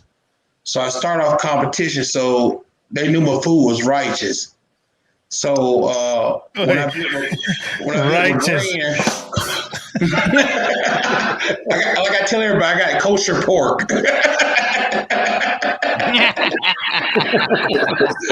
Blessed by 3 Baptist ministers. So I got kosher pork based off of 3 Baptist ministers. But But like I say, yeah, what I found out is getting a team, because I'll hear you saying you depended on your family. Well, I depend on my wife, but my kids, they help me, but they dream ain't my dream. They love the benefits, but when it comes to that work, it's a different story. Yeah. So I kind of had to learn the hard way. Like, this is my dream. This ain't my wife's dream. This ain't my kid's dream. This is my, this is our business, but this is my dream. So I had to kind of understand that. And plus, working a full-time job sometimes can be difficult when you get, I do get 5 weeks of vacation, and then I get 40 hours of leave. So, I'm sitting at almost 2 months I could take off in a year. So I use that a lot. So it's pretty good. The only thing, like he say, is weather. But I've been in the process now of when people invite me over somewhere, they have to pay me up front for either 130 meals.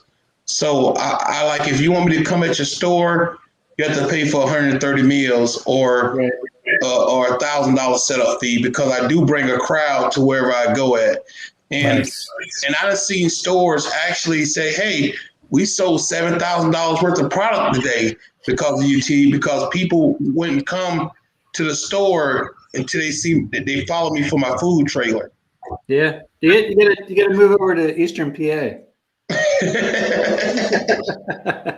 Iowa been good to me. Iowa been good to me. So, yeah. But it's not only the rib tips and ribs and pulled pork. It's also the sides, right? Yes. What are your sides you normally do? I do my beans and my potato salad.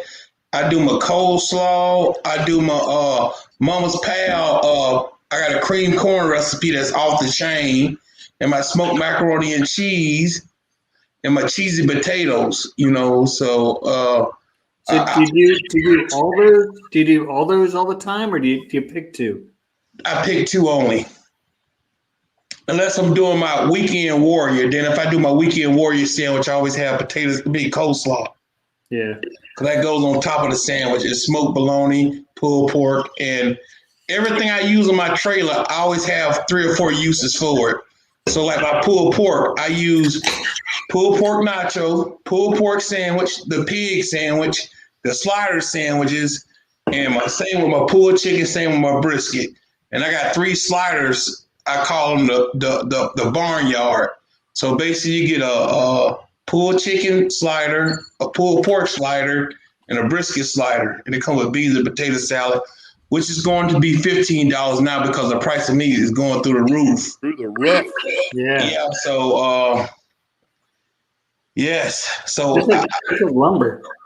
Yes. I've been announcing it to my customers that don't have a contract. I say, hey, I honor all my old contracts, but anything besides then, it has to go with I'm not here to lose. So Inflation, man. Yeah. yes. Hey, Tyrone, tell me about that cream corn. Is it have that kind of a custard base like Rudy's Barbecue down in Texas? No, sir. Actually, I start off with a roux. And then after I get the roux, I put 2 cups of sugar, and I put 2 to 4 sticks of cream cheese, and then the cream cheese, the sugar, and then I add like god awful amounts of black pepper. Okay. And then I add a bunch of whole corn and then a whole bunch of cream corn, and I mix it together with the roux and the cream corn. Then I add cream, heavy cream, whipped cream into the mixture, and then I add some sausages. I get some sausages, and I add sausages into the cream corn. See, We used to eat that over rice. Yeah, So, sausages in your cream corn. Well, see, Let me tell you see, something, you man. you saved it. You saved it because there is until you said sausage, there was Yeah. absolutely no freaking thing that I liked about cream corn. Now you added sausage and then you threw in the other cheeses. I was like, you may have converted me. Well, I tell you what, man, you eat this cream corn. I call it Mama Pal cream corn, and because my mom used to cook it all the time, and man, it's spicy, but it's got a lot of black pepper. I mean, when you think you added enough black pepper, keep on adding, and it got sweet, and it got the kind of like the cream cheese taste. Yeah. I mean, Yeah. I'm glad you explained the recipe because as soon as cream corn was mentioned, it was like fuck that. Anyway, but you kept adding and you said sausage. I was like, that sounds great. And I hate cream corn, but that sounds great. But I tell you what, Phil, I did the state fair championship. Yeah. And I was out there, I had everything set up, and I just put the cream corn on the judge's plate. Yeah. And one of the judges said, he was a fancy chef in Des Moines, Iowa. He said, bro, what is in the hell in this cream corn? This ain't regular cream corn. I know. And I had to hit him with the line. I said, look. I told him I got a unicorn down in the basement, a baby unicorn, and I let him watch old yellow movies, and that's baby unicorn tears in there. I got to give it to you, man. Here you go. Virus cream corn. That sounds great, man. That sounds delicious. Because I hate cream corn. Competition. Yes, in competition, you were Daddy Dutch said you never won against cooking against him. Oh shit, man! Look, man, I keep telling Kent to invite me to a competition because I would love to go out there and win a couple more trophies. Oh snap! The champ is here. The champ is here. Look, I'm not. Look, I love you, Thyron, and I love freaking Kent too. Yeah. But I'll be there with a bowl of cream corn. Like, I hope this meat's good.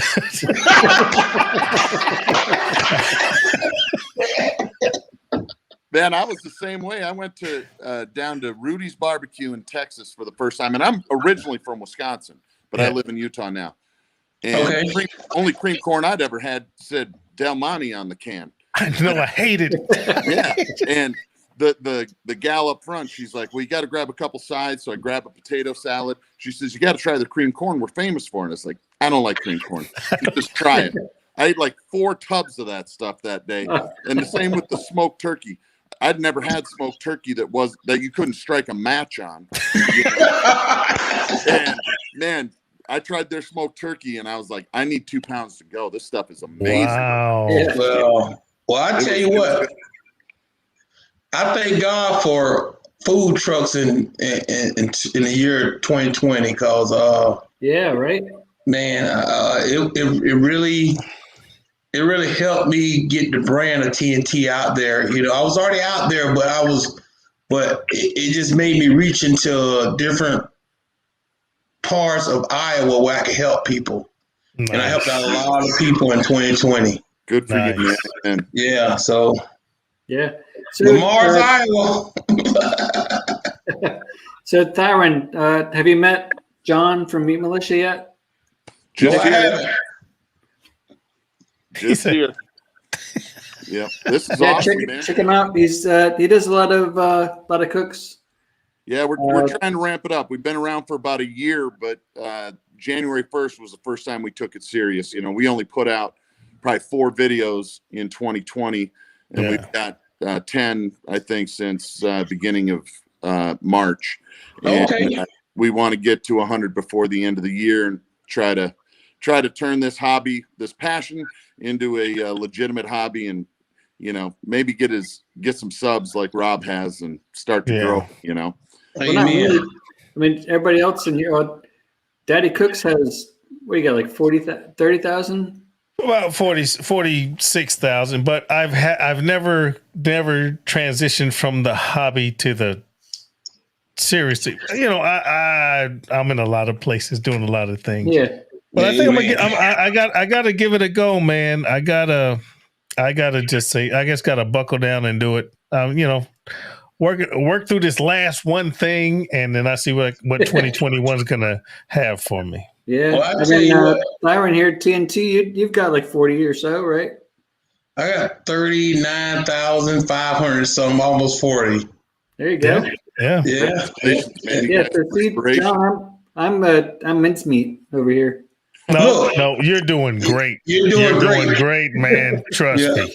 You're Mine doing was great. only one video. I just had one video that just hit and it just went crazy. And it was just alive. I realized recently that my downfall is that I only do like the main protein. I don't do any sides or anything. So I think the people who are growing are people who do like the main protein, steak or whatever. But then you're also doing like, hey, here's my fancy potatoes I'm making, and here's my fancy greens I'm making. What I've seen, the pure barbecue guys have stuck with straight barbecue initially. Yep. If you watch their videos, Right. so not only do they do the routine protein, they're gonna do ribs. They're gonna do. There's a difference between baby backs and spares. You got spares, and then you have St. Louis cut. Okay, you got pork butts. Then you can do with the wrapped, the unwrapped. I'm gonna give you the whole repertoire: wrapped, unwrapped. All of that's freaking different. You got beef ribs. Some states it's hard to get beef ribs here. So when I go to a butcher, I say, hey, do you have do you have short ribs? It's like, yeah. I'm like, give me a whole short rib plate. Don't cut them. Yeah. Because that's dino rib down in Texas. Yep. But if you're not in Texas, people don't know that. It's just a short rib plate uncut, and you cook the whole thing. Now that's a whole different cook than having them already cut. That's a whole different cook from pork ribs. But if you're making a video on it, people expect to see you making your own coleslaw, you're making your own cornbread, you're making your own. That's not true.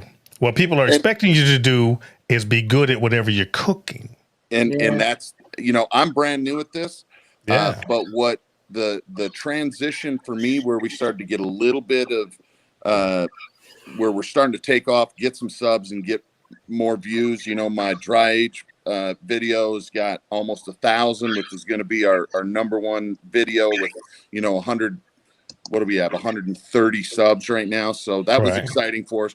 And I think for me, anyways, is number one, trying to define who you are, what you are as a channel. I know the first video I did, I thought I wanted to be Sam the cooking guy, and I was trying to be Sam the cooking guy and failed miserably because you can't be Sam. That dude has been doing this the best at what he does for a long time. That's why he has 1 million subs. Right. And then I thought, hey, I want to be Guga, and I can't be Guga. But then I said, you know what? I'm going to do the stuff that I like. These over-the-top burgers, some loaded fries, basically gourmet junk food. That's me. There you go. Amen. And then I'm not going to please everybody, but if I can find people that like what I like, there should be, I think 40,000 people in that world out there that want to see a 6-inch tall pork chop sandwich loaded up with slaw. You're lowballing 40,000. You're lowballing. This is what's going to happen to you, and I'm going to tell you what's going to happen to you.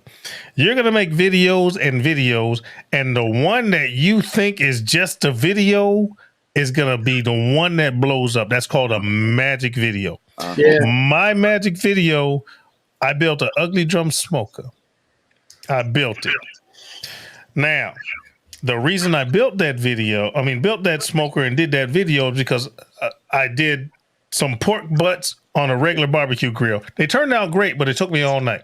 Yep. Because a barbecue grill is not airtight. A barbecue grill doesn't have airflow. A barbecue grill is built for, grilling or barbecuing. I'm trying to do a long and low and slow cook on a pork butt. I did it. But I'm feeding fuel all night. I got zero sleep and it was delicious. And I got a comment. I got a comment on my video saying, hey, man, that turned out great, but you worked too damn hard. From a guy named Jeff S. I don't even know who Jeff S. is. And he says, that came out great, but you worked too hard. You should have used a UDS. I was like, thanks, man. I appreciate it. And as soon as I sent that message, I was like, what the hell's a UDS? I had no idea. So now I start looking up UDS and I couldn't find any information. People were like, send me $20 and I'll give you a freaking blueprint, or, do this and do that. Send me $10. I'll send you a blueprint. Yeah. Everyone showed their ugly upright drum smoker, but no one showed how to make one. So based on seeing that and what information I could find, I was like, I'm gonna build one. I did it in my garage. It's like a 30-something minute video. It's longer than, way back in the day, no one cared about time. Right. It's a 30-minute video, and I built mine from beginning to end. And that's my biggest video. I think I got 500,000, if not more, views on that video. And I still get questions off of that video now. And it's 7 years old. It's 7 years old. I still get questions on that video. Yeah. Okay. That was not an ugly drum smoker. That was a beautiful drum smoker. Thank you, sir. That was a pretty drum. That's my claim to fame. I made the ugly drum smoker video. I called it the Nuds, a not ugly drum smoker. And that was 7, maybe 8 years ago. Yeah, I did a really shitty chicken fried rice, just no mic, nothing, just off my phone video, and that's like my highest one right now. There you go. And meet Militia. I'm sorry, what's your name again, sir? John. John. The video you don't expect is going to be the one that's going to freaking blow up. And it's funny that you say that because I bet I've got a half a dozen videos that I made it 3/4 of the way through, and my son-in-law is my film guy, and I was like, cut it, we're done. I'm so frustrated at that point. So I've got, a half a dozen videos that are almost finished sitting over in the hard drive, and he's like, edit it and let's see if we can put it out there. I was like, yeah, but maybe we'll be able to use some of the footage. So you mentioned the time of the video. Yeah. So the 30 minutes was too long. What's the magic number that you guys see that gets the views? Or is there? It depends on the creator. Yeah, for me, I think it's like 12, 13 minutes. It depends on the creator. I've got videos that are 8 minutes long. I got videos that are 30 plus minutes long. All right. People tell you, YouTube, people have short attention spans. Yeah. Short attention spans. So do this. Make your intro as short as you can get it, and then make your video as good as you can make it. That's all I'm going to tell you. That's all I'm going to tell you. All right. It doesn't matter how long it is, how short it is. If you have a personality, people will watch it. If you're putting out good information, people will watch it. If you're intriguing, people will watch it. You see what I'm saying? If you're informative, people will watch it. There's no perfect formula. There's a couple people that got videos. I'm not gonna call her name. She's got hundreds of thousands of subscribers, and she has cooking videos, and she averages 20, 30 minutes. Crazy. And growing. So anyone says, oh, your video got to be this long to be successful, that's bullshit. Yeah. If you can maintain an audience, no matter how short or long it is, that's your formula. That's your formula. Yeah, it seems like on mine, I noticed on the analytics, if I'm longer than 13 minutes, then people are just skipping through. Yeah. So I've tried to keep mine closer to like 10, 12 minutes. And I'm keeping entertained as you're going. Yeah. And you zoom and pan, and that keeps them in. So it's weird because your standard's gonna change. Yeah. Okay. And I'm just being honest with you because I don't know the perfect formula. Okay. The biggest thing is consistency. That's my downfall. I'm not bam, bam, bam, 1 video a week, 2 videos a week. I don't do that because of reasons.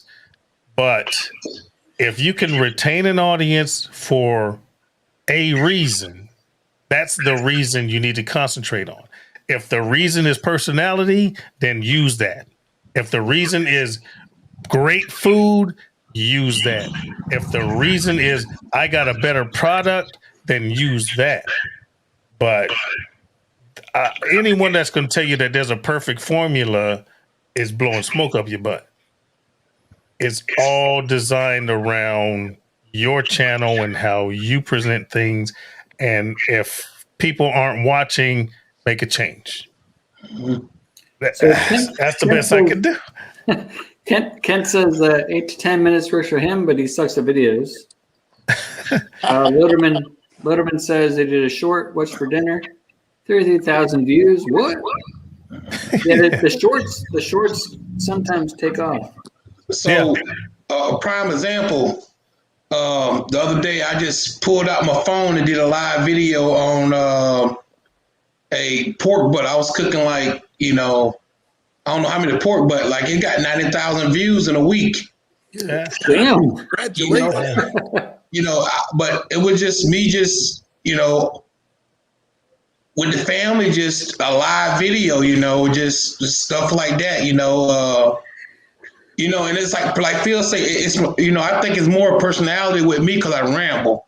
Yeah, I ramble. So, so it's more personality and people grasp little nuggets out of my rambling. And but I differ, Byron. Yes. People, even you say you ramble. People listen to you talking, but they're waiting to see what you're going to produce because you cook so much meat of quality and you do it a lot. You just said you feed 100 something meals in one cook. Yeah. And the folks are like, how do you look?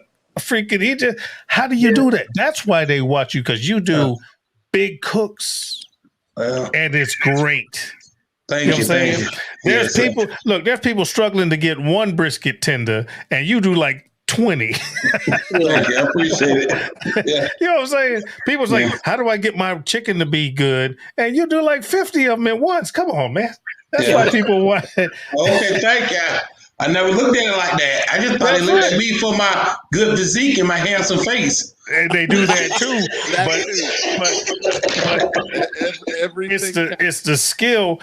Yeah. I show how to cook the way I, sometimes I do complicated, sometimes I do recipes. I don't always do barbecue. I'll do a tiramisu or some crazy crap, but I can do 2 chickens.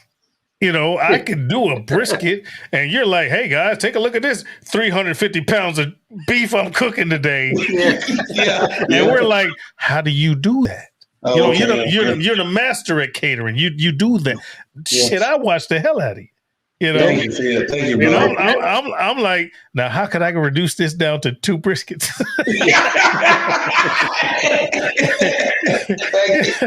Oh, dude. Well, I tell you what, I need help with these new rib tips I got. They are the hardest thing that I ever cooked before in my life. These new rib tips I got. Where you get them from? They come from a company called Swift. Okay. Yeah. Now, Yep. I get Swift. I get a case of Swift rib tips from the Fort Bragg commissary. Yes. Okay. I'm there. All right. So I'll get a case of rib tips, and dude, the first thing is I don't cut them down yet. Okay. I'm gonna take some fat off of them. So imagine a rib, but it's just the long tip off of them. I don't cut them down until after they cook, and I cook them just like I do ribs. Okay. Don't cut them down first. Okay. I don't know if that's what you're doing, but dude, don't cut them down. Make sure you take off the membrane, because you're talking about a rib tip. It's still got some membrane on the back of that. Yeah. Take the membrane off. Or just cut them. Just slice them. Look, salt, pepper, garlic, or whatever rub you're going to put on that bad boy. Cook it just like you can do a rib. Bring it up to temperature. Yeah. Wrap them. But you're not wrapping racks. You're wrapping pieces. Mm-hmm. But you wrap them the same way, man. Treat them rib tips just like you do freaking regular short ribs or freaking St. Louis cut, and you'll be fine. Okay. I can't believe you taking advice from me. See, I had these Berkshire rib tips I was getting. Yeah. and they was cutting them off. The butcher was getting them, cutting them off the St. Louis style ribs. Right. And then I had 55 slabs of spare ribs, so I cut them off, and I needed some more cases. But the ribs I clawed for the rib tips I clawed the St. Louis style, they came out perfect. Yeah. But the Swift rib tips, they kind of they got dark faster. Okay. And they got real dry at the end, so I could get all the way to the slicing, and then when it gets down to that about 3 inches, I just throw it all away, every last one of them. Come on, now I'm gonna tell you something you already know. If they're getting dark faster, you gotta wrap them sooner. Yeah, see, I didn't wrap them. That's my problem. You gotta wrap them. There you go. Treat them just like you treat your. If they're getting darker sooner and they're burning on the edges, you need to wrap them sooner. That's gonna insulate them, and it's gonna freaking use that internal juice to freaking make them more tender. Come on, Diamond. And now once they get done, then unwrap them, put some more color on them, and pull them. You're done. Just come on, man. Man, Chicago guys had me freaked out, man. They were like, man, you better not come with no pulled pork rib tips. We want some white on our rib tips, And I'm like, and I was all freaked out. Dude, just treat them like a regular. They're coming off a freaking rib. They're coming off a freaking spare rib. Treat them the same way. Monitor your temps. Make you probe the biggest ones. Okay. And once you get an average temperature, pull them.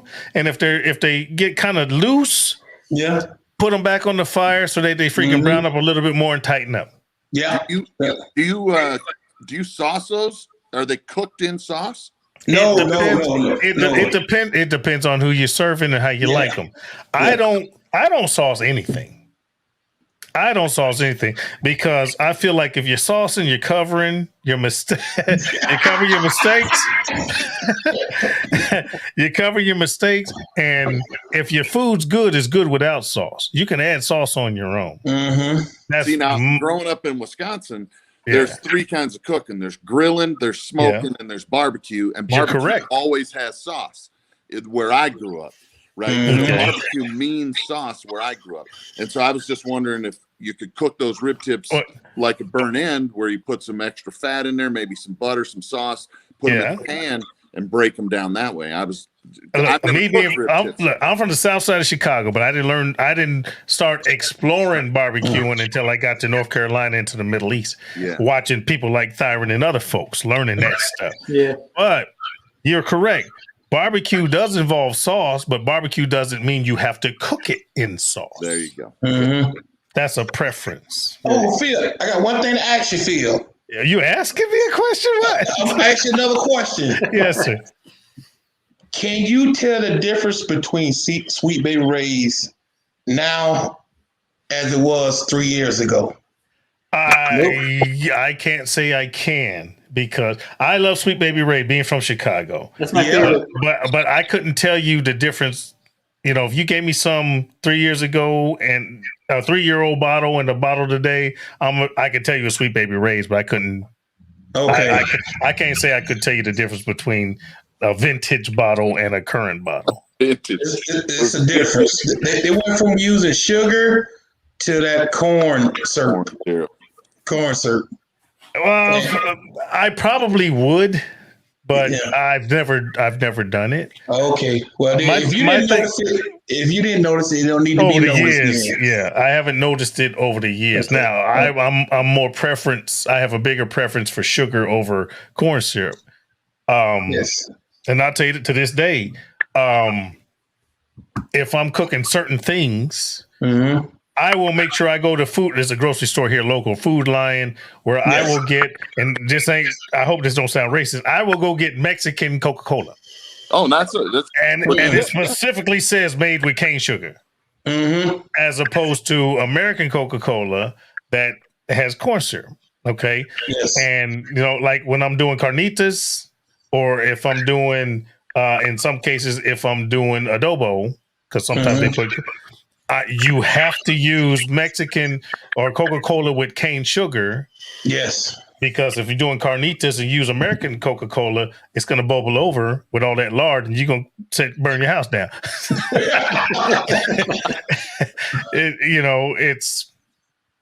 It's a must in some recipes. It's a must where you can't use corn syrup because you're going to burn your house down.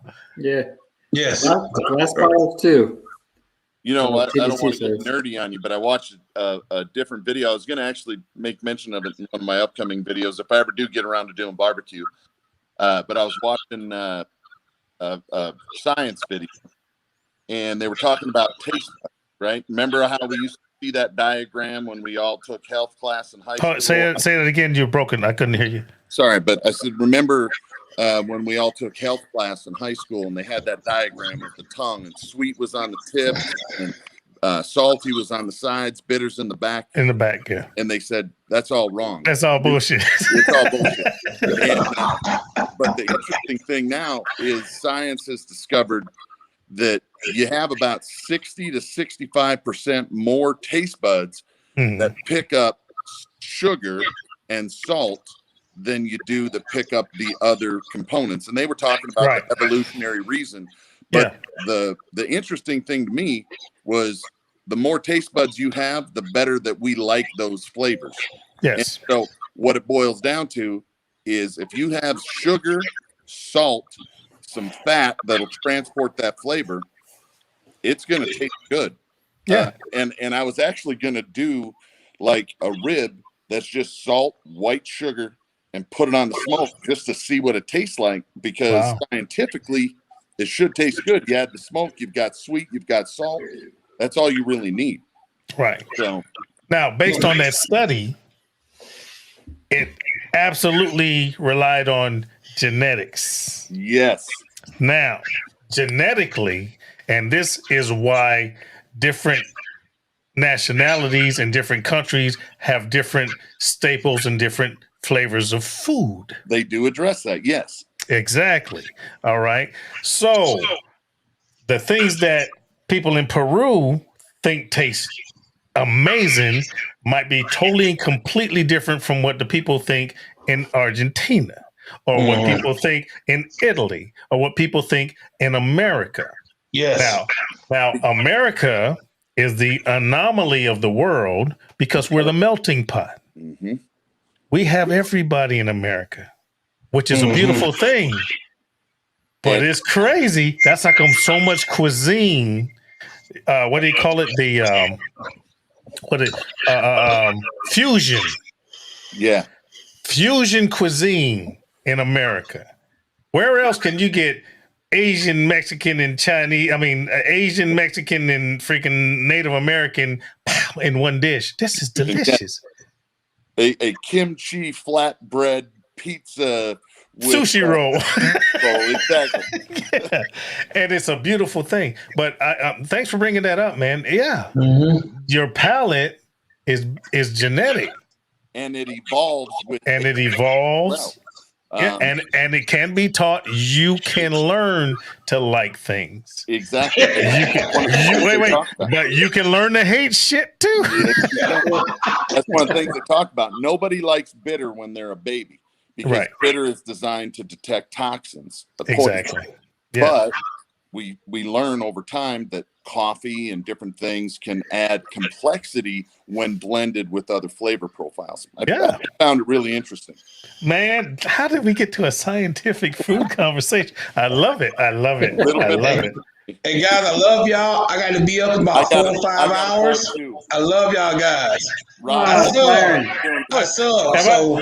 Am I scaring people away? Hey, hashtag get loaded fries. Put something out there this month. Okay. Nice. All right. Get loaded fries. Rob, hey, I hope to see you guys again. Definitely. Yeah, let's do it again. Take care. Yes. See you, Rob. All right. See you, Darren. Bye, Darren. Bye.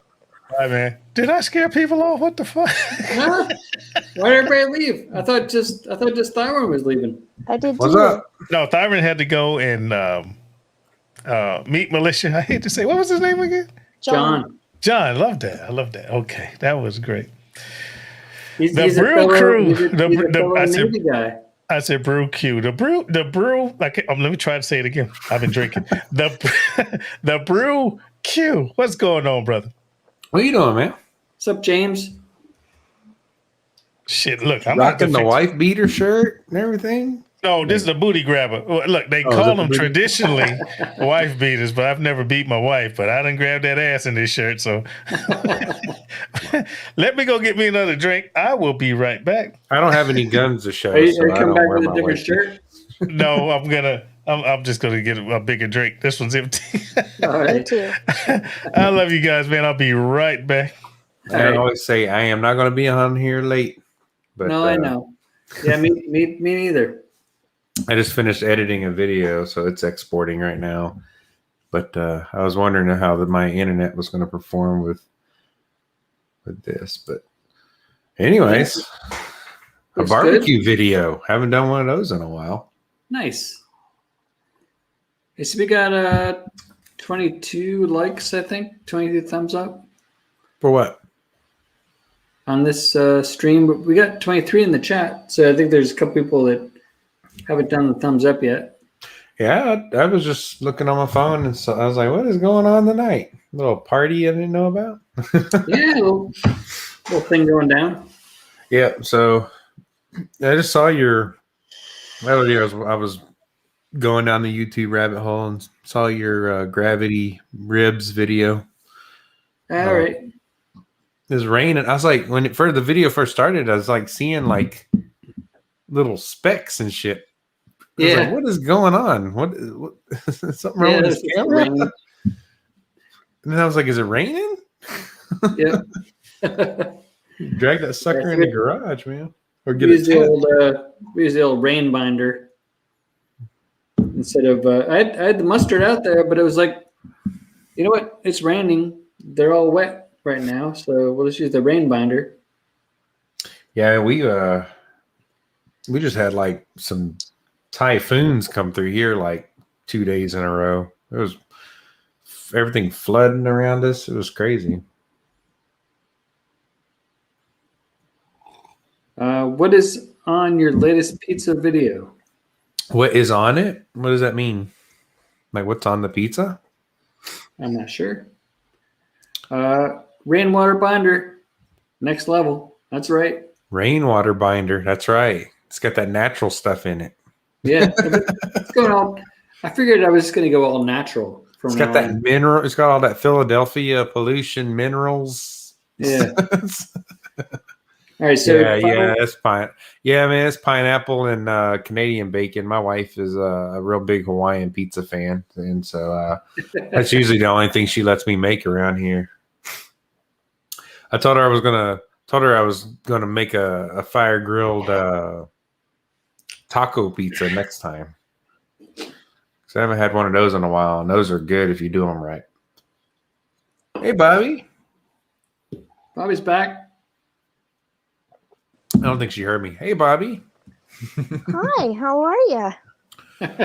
I'm not sick anymore. That's a plus. Oh, good. Yeah, I shot my first video last weekend in 4 weeks. So, Wow. I really got hit hard by whatever the hell I had, like a cold that just wouldn't go away. That's a bummer. Yeah, I could taste my beer now. That's always a plus. Yeah, that's kind of important. Yeah, I'm actually trying to finish off my winter beers. I got this bourbon. Here's what Rinse does to your glasses. Look, see, like doesn't even have any head on the beer. Wow. Yeah. T-Rex. Hopefully soon. It's like my go-to steak. New York strips. Yeah, they're not that bad. They're pretty affordable too. I love really. them. And I hate when people cut off that fat. Oh yeah. You get the videos and they're like, "Hey, let me trim down these New York strips and just take that fat off." No, I'm one of those people. You leave the fat. Leave the fat. I can't deal with the fat. Oh, the fat. It always grosses kept me that out. too. You I don't leave it. know. I you will cook use it right. I'll use it to It's so good. to like lube up the pan, but I Mhm. cut it off. Yeah. Yeah. I just don't like to eat it. I haven't had a steak in almost a year probably. I Yeah, don't cook really. them. Wow. I just never cook them. I just never. I always do barbecue, but I never. You Never say you haven't had a steak in how long? That's over a year. crazy. Holy how do you survive? Yeah, you gotta have it like at Lots of least yard bird, man.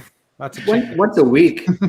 Wow. Now, is that I don't know, a health issue or dietary thing? What's up? No, it's just it's a wallet thing. Oh, here we go. I understand. I understand. Yeah, no, it's not really a wallet thing either, but it can be. I mean, depends on what you're buying. Yeah, yeah. And you choose between you can choose the little $17, $18, $20 steaks behind the butcher counter, or you Right. can go get the little prepackaged stuff that they throw out on the shelves. Well, I found that I'll go to the meat section that has a butcher. Yeah. The ones that are cutting in the back. They're cutting it and then they lay it out there, and then I ask for what I want.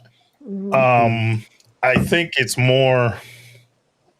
I don't know. It seems like it costs more, but I think it's more economical. Oh, it does cost more, man. Like here's an example. Like we have a grocery store called HEB. A lot of people are familiar with it. I've heard of it. And one time, and they just had all these Packer briskets out, and all I really wanted was just a flat because it's just me and my wife. I don't want to cook a whole Packer brisket just for us. And Right. so I bought a flat. I had the butcher cut me a flat. Man, that damn flat cost more than the Packer. Because you had to ask for a special cut. I've had that happen to me. It sucks. I like that. I said, "This is more than that over there." No, but I'll tell you what's funny. Now, me being in North Carolina, we're in pig country. We're not in cow country. We're not in beef country. So if you go to get freaking short ribs cut, you go pick up the regular short ribs. They're like that big. You might get what, I don't know, 6 or 9 or whatever in the package. But they're going to charge you more because they butchered them. Yeah. They throw in the labor, whether you believe it or not. The more they cut, they're going to put that into the price. So I'll show up knowing that I want to do a video on dino ribs, which are short ribs, the whole plate. Yeah. And I'll walk in and say, hey, can I have 2 dino rib plates uncut? And here in North Carolina, they're like, really? Do you know how much that's going to cost? I'm like, yeah, it's going to be cheaper than you cutting these fuckers up. Yeah, man. So you get a pretty good deal. Yeah. Yeah, 4-pack of dino ribs where I live right now is like $30. Yeah. And look, if here and where I'm at, I can get a 4-pack of 4-bone rib for like freaking $26 if I catch them before they cut them. Man. Yeah. I can go buy a whole cow, like split a cow for $1,000, man. If I had $1,000, I'd split it with you. No, I mean that would be just for like half the cow would be like. Yeah, I'm with you. And here in pig country, shit, man, I could get a whole pig for what, 70-pound pig for nothing. Yeah, nothing. $100-some, 200 Pork's maybe. Cheap. Pork's typically cheap to begin with. Yeah. That's why I like doing pork butts, man, because like you can feed a lot of people, and you only spend maybe $16 for a 12-pound butt. And who don't like butt? But they I'm big sorry, butts. Who don't like butt? But the only thing I hate about smoking pork butts, man, is they have that stall that just takes forever sometimes. Yeah, but all big cuts do that. Yeah. All big cuts do that. But then you get the ones that don't. I've done pork butts with, a couple hour stall. I've done pork butts that just went straight through. You're like, really? Mm-hmm. It's really, it all depends on it's the cut of the meat. The stars align, the moon's full, all that crazy stuff, and everything's perfect. And you're like, okay, well, I'm doing a pork butt. It's a 10, 12 pound butt, or 8 pound butt, 10 pound butt. It'll be done in about 10, 12 hours. And then you're like 8 hours in and you're at temp. You're like, what happened? Yeah. And that can happen. Or you can expect a 12-hour cook, and now 14 hours later, he's like, will you please get finished? Yeah. Whenever I do a pork butt, I always plan to add on another 4 hours to what I think it's going to be. Pork butts, they're just irrational. Pork butts are women. You ain't gonna get what you're expecting. I'm sorry, Bobby. That's twice. I'm sorry. But So Phil, Yes, sir. New York strip. Do you cut that fat off or do you keep it? Oh, I'm not taking off fat or anything. I mean, unless I'm doing if there's excessive fat on a pork butt or excessive fat on a brisket, but fat means flavor, man. So like a New York strip where it comes with that quarter inch of fat on the edge. Yeah. Man, cook that thing. You can trim it off afterwards. Yeah. Trim it off after. Look, and if they're a skinny person, eat it. I don't care, but you can trim it off afterwards. Because one, that's insulation. Yeah. That's insulation. You don't have to worry about that. That you definitely don't have to worry about that edge freaking burning. Y'all want to know something interesting? What's that? It's not really that interesting, but we got robbed. I just thought it was interesting until you said it wasn't interesting. All right, we already know 2020 was a shit show, right? So, we got robbed because Taco Tuesday and Cinco de Mayo aligned last year. Oh, did it? Yeah. That Last would be year, Taco Tuesday and Cinco de Mayo were on. Cinco de Mayo was on a Tuesday, man. Last year. You know what kicks earlier today? I was like, shit, it's on a Wednesday. Now what? But what kicks my ass every year is you got May the 4th be with you and Cinco de Mayo. So I haven't even finished up my hangover for the Star Wars shit before I got to try to start cooking for Cinco de Mayo. Yeah. It's just criminal. Yeah, man. That May the 4th shit was everywhere today. Couldn't get away from it. Yeah. Yeah, man. You shit. What you drinking tonight, Phil? Oh, Doer Scotch, baby. Doers on the rocks. That's my go-to. Well, that's kind of wrong. I mean, that's my go-to, but if I run out, then I'm drinking the next two. Yeah. Yeah, I'm an old soldier, man. I'm not really that picky. I'm only having a beer tonight for you guys because I don't drink on the weekdays. Man, shit, I'm weak if I don't drink on the days. Yeah, right. No, that's terrible. But this comment right here, that's the flavor of a New York strip, and that just makes me want to have steak tomorrow and the next day and the next day. I tell you, steak is great until your body tells you you're heavy. I hope that makes sense. Well, I've gained probably 20 pounds since wintertime. No, I'm not even talking about picking up weight. I'm talking about you can eat red meat until at least for me. I mean, I'm gonna run through steaks. Red meat, and after a while, it's like my body tells me that's a little too much. Yeah. Let me back off. You might have to drop a deuce, a good one. And then, I might have to back off a little bit. Might, eat a little bit of chicken or some fish. Your body will let you know. See, your body will I'm let the you know. opposite. I eat lots of chicken and pork. Right. Mostly. And ground beef. I'll eat ground beef like burgers, right? Right. Ground turkey too. Sometimes I'll substitute ground turkey, Yeah. But yeah, once in a while, man. But you know what though? When you don't eat red meat all the time, when you do eat red meat, it's like a delicacy. I can see that. Now, here's one thing. Well, here's just protein, just straight protein.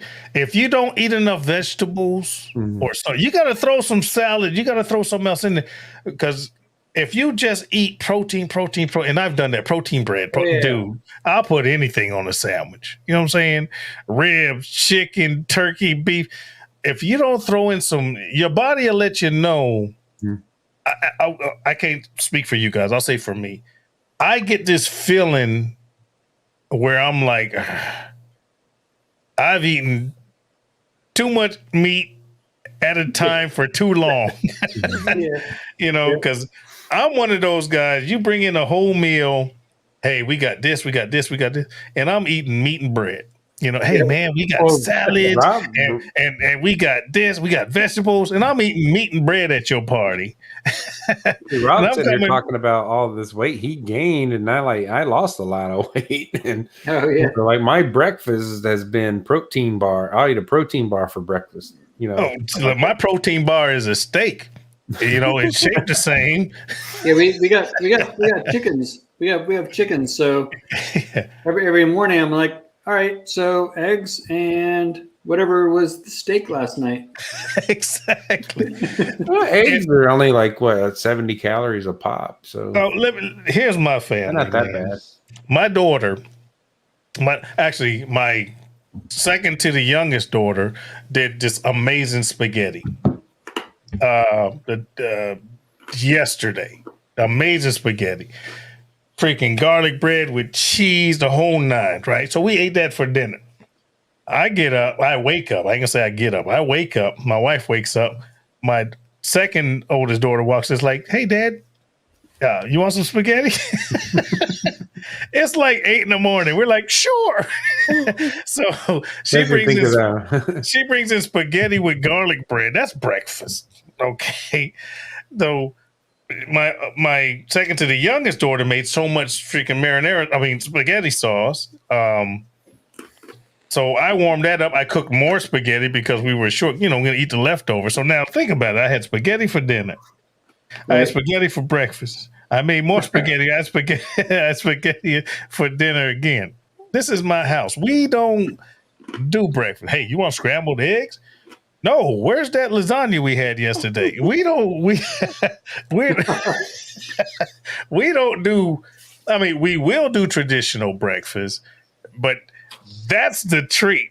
Hey, what we having for breakfast? Oh, Dad's making freaking waffles and bacon and eggs, and that's the treat. Oh, I thought we were gonna have leftover chicken salad.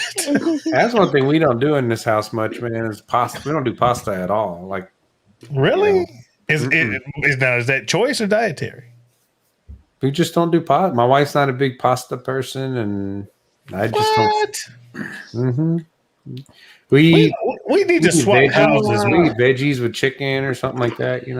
We need to swap houses for a week. Maybe one of us will feel better. Well, I don't know. Yeah, I need to grill more. I used to grill I used to grill every day. Something. Yeah. And on the weekends, I would do like the long smokes, like the long stuff. Yeah. But if I wanted something quick, I would just go out there, fire up the grill, throw fajitas on or something. Yeah, Grumpus, what's going on? Hey, just got back from my date night. Thought I'd peek in and see what y'all were up to. Oh, date night. Grumpus got me wanting a Lone Star grill. Yeah. Everybody needs a Lone Star grill. Shit, I need one. Tell your friends. Yeah. I'll be like, Lone Star grills. Look, here's the deal, Lone Star. You said date night, man. Who were we out with? We were out with the significant other. Oh, that's not a date. That's a date. It's a date night for me. That's a smart man. That's what that is. I'll tell you what, man. And look where I ended up. With us. Well, you're not boozed out. Well, yeah, he said with us. Date night used to be so much different. They call it Netflix and chill now. That means something special, I think. Yeah. No, we just went out and had a nice dinner and come home. Where'd y'all go? We went to Twin Peaks. Oh, okay. That's a good place to go for a date. Yeah, it is. See, now back in the day, we used to go on a date to try to see Twin Peaks. The night's not over. I'm sorry, Bobby. Where's that, the one in the Woodlands? Which one? Where's the one at? In the Woodlands? Is that the one? Yeah, went up to the Woodlands. Yeah, right down the road from me. Yeah. Oh, you talking about nature? Oh, you should have asked the Brood Q to come meet you up over there. The cool, on your date. The cool thing is that wasn't my idea. Oh shit! I was gonna say that's the only one I know of in my area. Well, Grumpus lives just down the highway from where I am. Huh. So Grumpus, I didn't realize you were a single bachelor. No, I took my wife. He said with a significant All other. right. I Yeah, got yeah, you. significant All other. right. I got you now. My See, but see- girlfriend ain't gonna like it, but I took the wife tonight. Yeah. I know.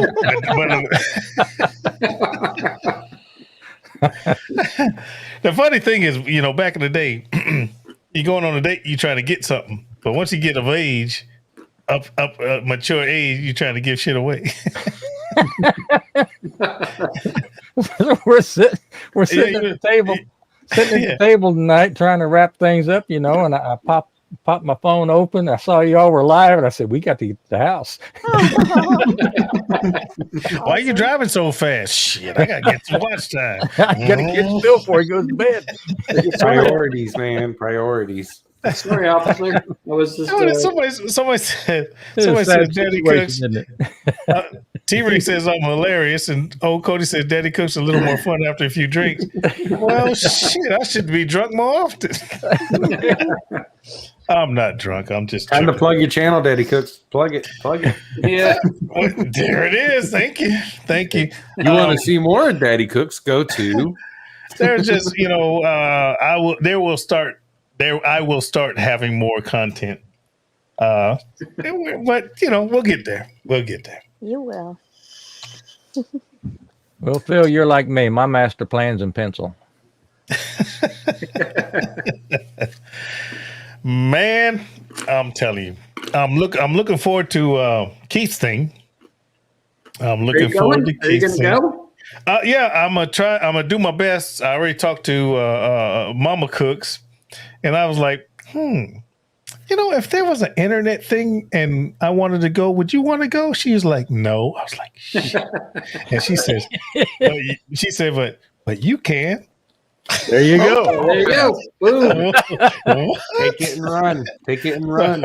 So, I mean, hopefully she doesn't change her mind. I'm gonna massage that a little bit, and we'll see what happens. The day you're like packing up the car, she's gonna be like, "Where you going?" Oh shit, I'm flying. I'll be like, look, drop me off. I'll see you in 2 days. Yep, I'm flying too. I'm not driving 24 and a half. No, dude, I'm in North Carolina. Look, wait, Bobby, you're in what? You're in Arizona, I believe? Yeah. Ain't nobody driving from Arizona and North Carolina to Indianapolis. You crazy? No. That's a long drive. So I would fly. And once I get up there, hang out, and my father and my sister and my older brother are in Chicago. So I just might as well shoot up there and say hi to them. There you go. And then fly on back. Make it in shit. Awesome. But yeah, long as she don't change her freaking mind, I'll be on my way up there because Keith Baytag owes me a couple things. He owes me, and I hope he watches this. Keith, you owe me 3 things. 1, a big old freaking hug with your country ass. 2, I want to go in his beard after he grows it back a little more. I gotta do that. It's coming back. He's starting to look normal. His superpowers are coming back. I know, because before he looked like a turtle. I was like, what the? I can't even talk to him. He looks like Schmeagol from Lord of the Rings and shit. He looks like that little goblin. My precious. That's terrible. I'm sorry, Keith. And a brain sandwich. There is a place local to where he is, and they've done it. It's on video. You go to his channel, look him up. It's a brain sandwich, and I just have to. Matter of fact, what's the guy's name? That's on the agenda, right, Rob? Oh yeah, that's definitely for me. I think it is. Because everybody. Is Rob going too? It. Yeah, you're going, right? So. Oh, Rob, look, that's 2.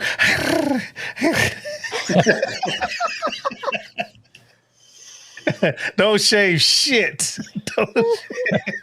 He's not going. I'm on a beard escapade. But yeah, the brain sandwich, they did it a few years back, and me always being in the Middle East, I missed it. Booger posted a video. Tango Joe posted a video about them hanging out in the brain sandwich thing. Oh, I can't wait. I got to. Have you had that before? Never. Me either, but You're I'll try in for a treat. I'll try look, anything.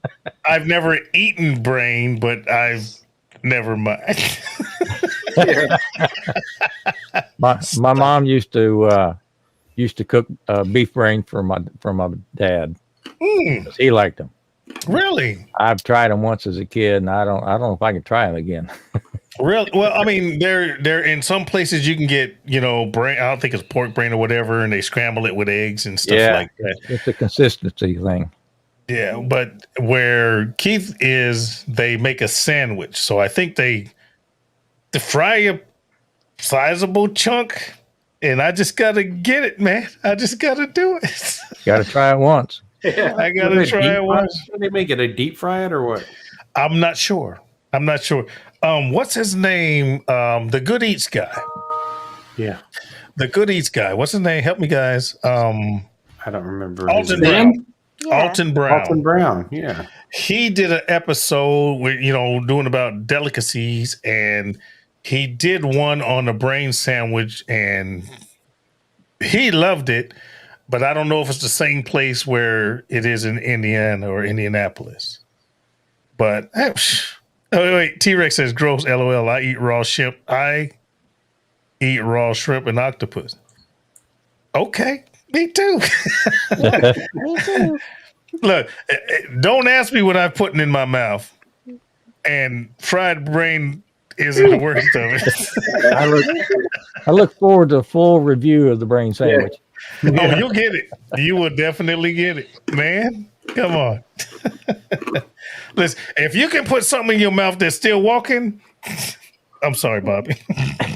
A brain sandwich shouldn't be a problem. I'm sorry, Bobby.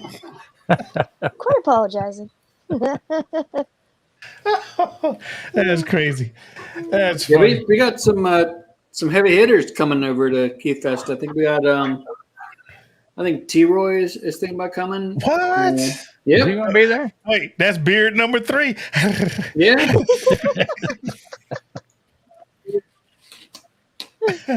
Oh, good I time. don't know who else, but I know Troy reached out to me. He's like asking about it, and I think he's coming. And yeah, we got Bobby. We got me and my Bobby.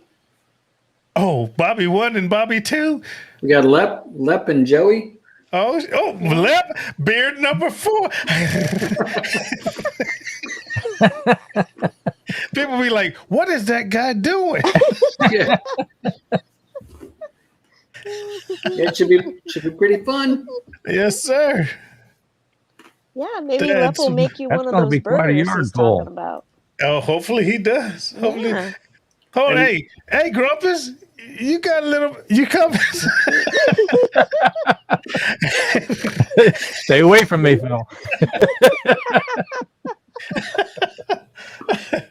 That's funny.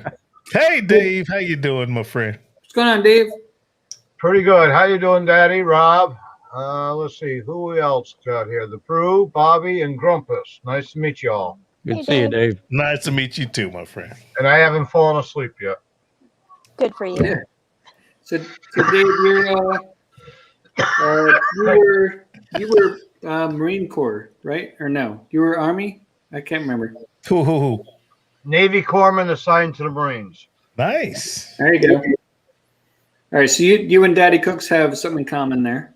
Well, military. I'm Airborne Ranger Infantry. You know, it's all military branches. We connect together in Yes, one sir. way or another. Yeah. When it comes down to the specific branch, we rag on each other. We do. I was going to say that. But Yes, God sir. help the person that rags on my brother. There you go. That's exactly what I was going to say. The Army always talks crap about the Navy and the Marines. The Army always talks crap about the Air Force. Yep. There's I'm hungry. But if someone else talks about, and we're another foreign military starts talking about anybody, oh, your Navy ain't nothing. Who are you, man? Now I'm ready to punch somebody's teeth in because you got someone from Pakistan talking about our Navy or talking about our Air Force, and I'm Army. It's one of those things where I can talk about my brother, but you can't. Exactly. That's what it is. I always wondered about that. Yeah, that's it. We rag on each other, but don't let anybody else do it. Short story for you. Yes, sir. Back in 1979, when I first enlisted, delayed entry back then. I was 18 years old, young and cocky and pretty damn good looking. Too good looking to join the Army and be called a dog face. The Aero Force wasn't going to let me play with their aeroplanes, so that was out of the question. And I was too much of a pussy to join the Marines, so I figured I'd join the Navy. Boat, medical, nice, safe, clean environment. Boy, I was fucking wrong. That's when I learned that the Navy supplied the medical for the Marines. Because the Marines are a department of the Navy. That's right. So therefore, 12 years in, 11 of them I spent wearing green. And if I were to do it all over again, I wouldn't change a damn thing. Oh, I got to give you this. Hoorah, That's right. Do it. That's right. I'll tell you that I joined the Army. I joined the Army because my father did 23 years as Air Force. So once you get to a point in age, most men know this. If you can't live under the rules of my house, you gotta go. I'm like, oh well, I'll see you later, man. I gotta go. So I hit the recruiters. I hit the Air Force recruiter. I avoided because my father was Air Force. I just wasn't doing that. Yeah. So I went to the Navy recruiter, and he lost me with the white bell bottom. Can't do that. I hit the Marines, and this guy was just an asshole. He was an asshole. We're gonna do this and this and this. I mean, I went to lunch with all of these guys. Okay, I took the ASVAB, and I scored really, really high district in Chicago. Everybody was calling me: Army, Navy, Air Force, Marines, Girl Scouts, Boy Scouts, Coast Guard. Everybody was calling me. Okay, so I, skipped the Air Force. Navy wasn't cutting it. Marine guy was an asshole. There wasn't a Coast Guard recruiter in the South Side of Chicago, so I go up to Chicago. To the Army. I was like, "Hey, I'd like to join the military." They looked at my scores, blah blah blah, and I wanted to fly helicopters. But one, I didn't have a college degree, and two, I didn't have 20/20 vision. So he said, "So you want to be in the air?" Yes, sir. I want to be in the air. He says, "Well, how you feel about airborne infantry?" I was like, they show you the video, people marching and running and clapping and shit. They jump in that airplane, you see parachutes and all that stuff. I was that's cool. And look, and I got an $8,000 bonus if I joined up airborne infantry. I was like, that's cool, man. I could do that. And then he showed me the Ranger video. Hey, we can give you another $2,000 if you go airborne Ranger infantry. And they running and clapping and jumping out of airplanes, but then these guys start coming up out the swamp. They're walking. I was like, no, man. I don't want none of that swamp shit. I just want that airborne infantry. I didn't know. I didn't know. And it was the exact same job, except for at the time, Ranger was a normal infantry option. Now it's special ops. So they got me, baby. I joined the Army, infantry, airborne, and I didn't go to Ranger school till later. And then I ended up teaching Ranger school for a couple of years. But yeah, man, they got me. I want to be a recon ranger. There it is. It's the life of sex in danger. Recon, sex in danger. As soon as I told that story, I was expecting that question. Daddy Cooks ever kill anyone? A lot of people ask me that question. And I'm going to answer it the way I always do. You don't know, do you? That's a question you don't want me to answer. We won't go there. We won't go there. Not today. So, did you see any combat? 4 times. I am a 4-time combat veteran. I'm a Beirut and Grenadian veteran. Man, look, right after Grenada, my platoon sergeant went to Grenada, was part of Grenada. Desert Shield, Desert Storm. All right. Freaking Enduring Freedom, Iraqi Freedom. And before all of that was that thing that happened in Panama, Operation Just Cause. Yeah. Those are my 4 combat tours. And I'm not going to get into it, but I will say this. After going to war 4 times with people above me and under me, I have never lost a man weapon or a piece of equipment. And then let's change the subject. Agreed. Thank you, sir. So after all these years, I finally got approved by the VA for disability. How much? Well, right now I'm looking at 30% with PTSD. I'm going down Saturday for my hearing evaluation, even though the VA's already paid for my hearing aids. Mm-hmm. And a couple other issues coming up. But I received my first 1-year retro check, which was right. A nice lump sum, kind of nice. So that adds to my retirement. Which is great, but I'm going to ask you a couple of questions and give you something to think about. How long were you in the military? Total of 12 years. 12 years. So in 12 years, have you been in vehicles, military vehicles? In the 12 years you were in, have you ever been in a military vehicle? Oh, yeah. Did you have to get in? Yeah. Did you have to get out? That's kind of... Just work with me on this. Yes, you have. Have you ever had to jump up into the back of a truck and jump back off the back of a truck? Oh, yeah. Knees, ankles, back. Work with me. Well, fortunately, those still work good. The rest doesn't. But I'm working on issues. But they took damage. Listen to me carefully. Yeah. Knees, ankles, back. You're hearing me? Yeah. You said, what's your percentage? Right now it's 30. I'm at 100. I'm at 100.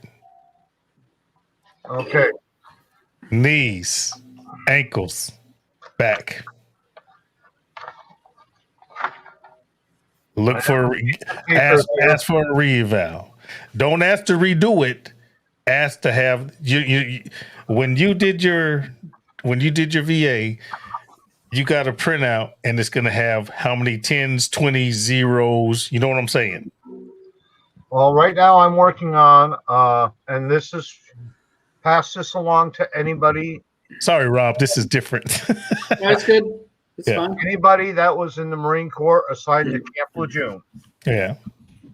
There's a big issue about the poison water. Okay, that's a whole different thing, but okay. Okay, that's going from the mid 50s to the mid 80s. Okay. And I can't find it right off this bat, but anybody that has an associated disease, basically to do with leukemia or some sort of cancer in the abdominal cavity, are entitled to compensation. You're looking way too deep. Do you get in the bed and out of the bed as fast as you used to when you were younger? Hell no, I can barely get in and out of my chair or stay awake for a live chat.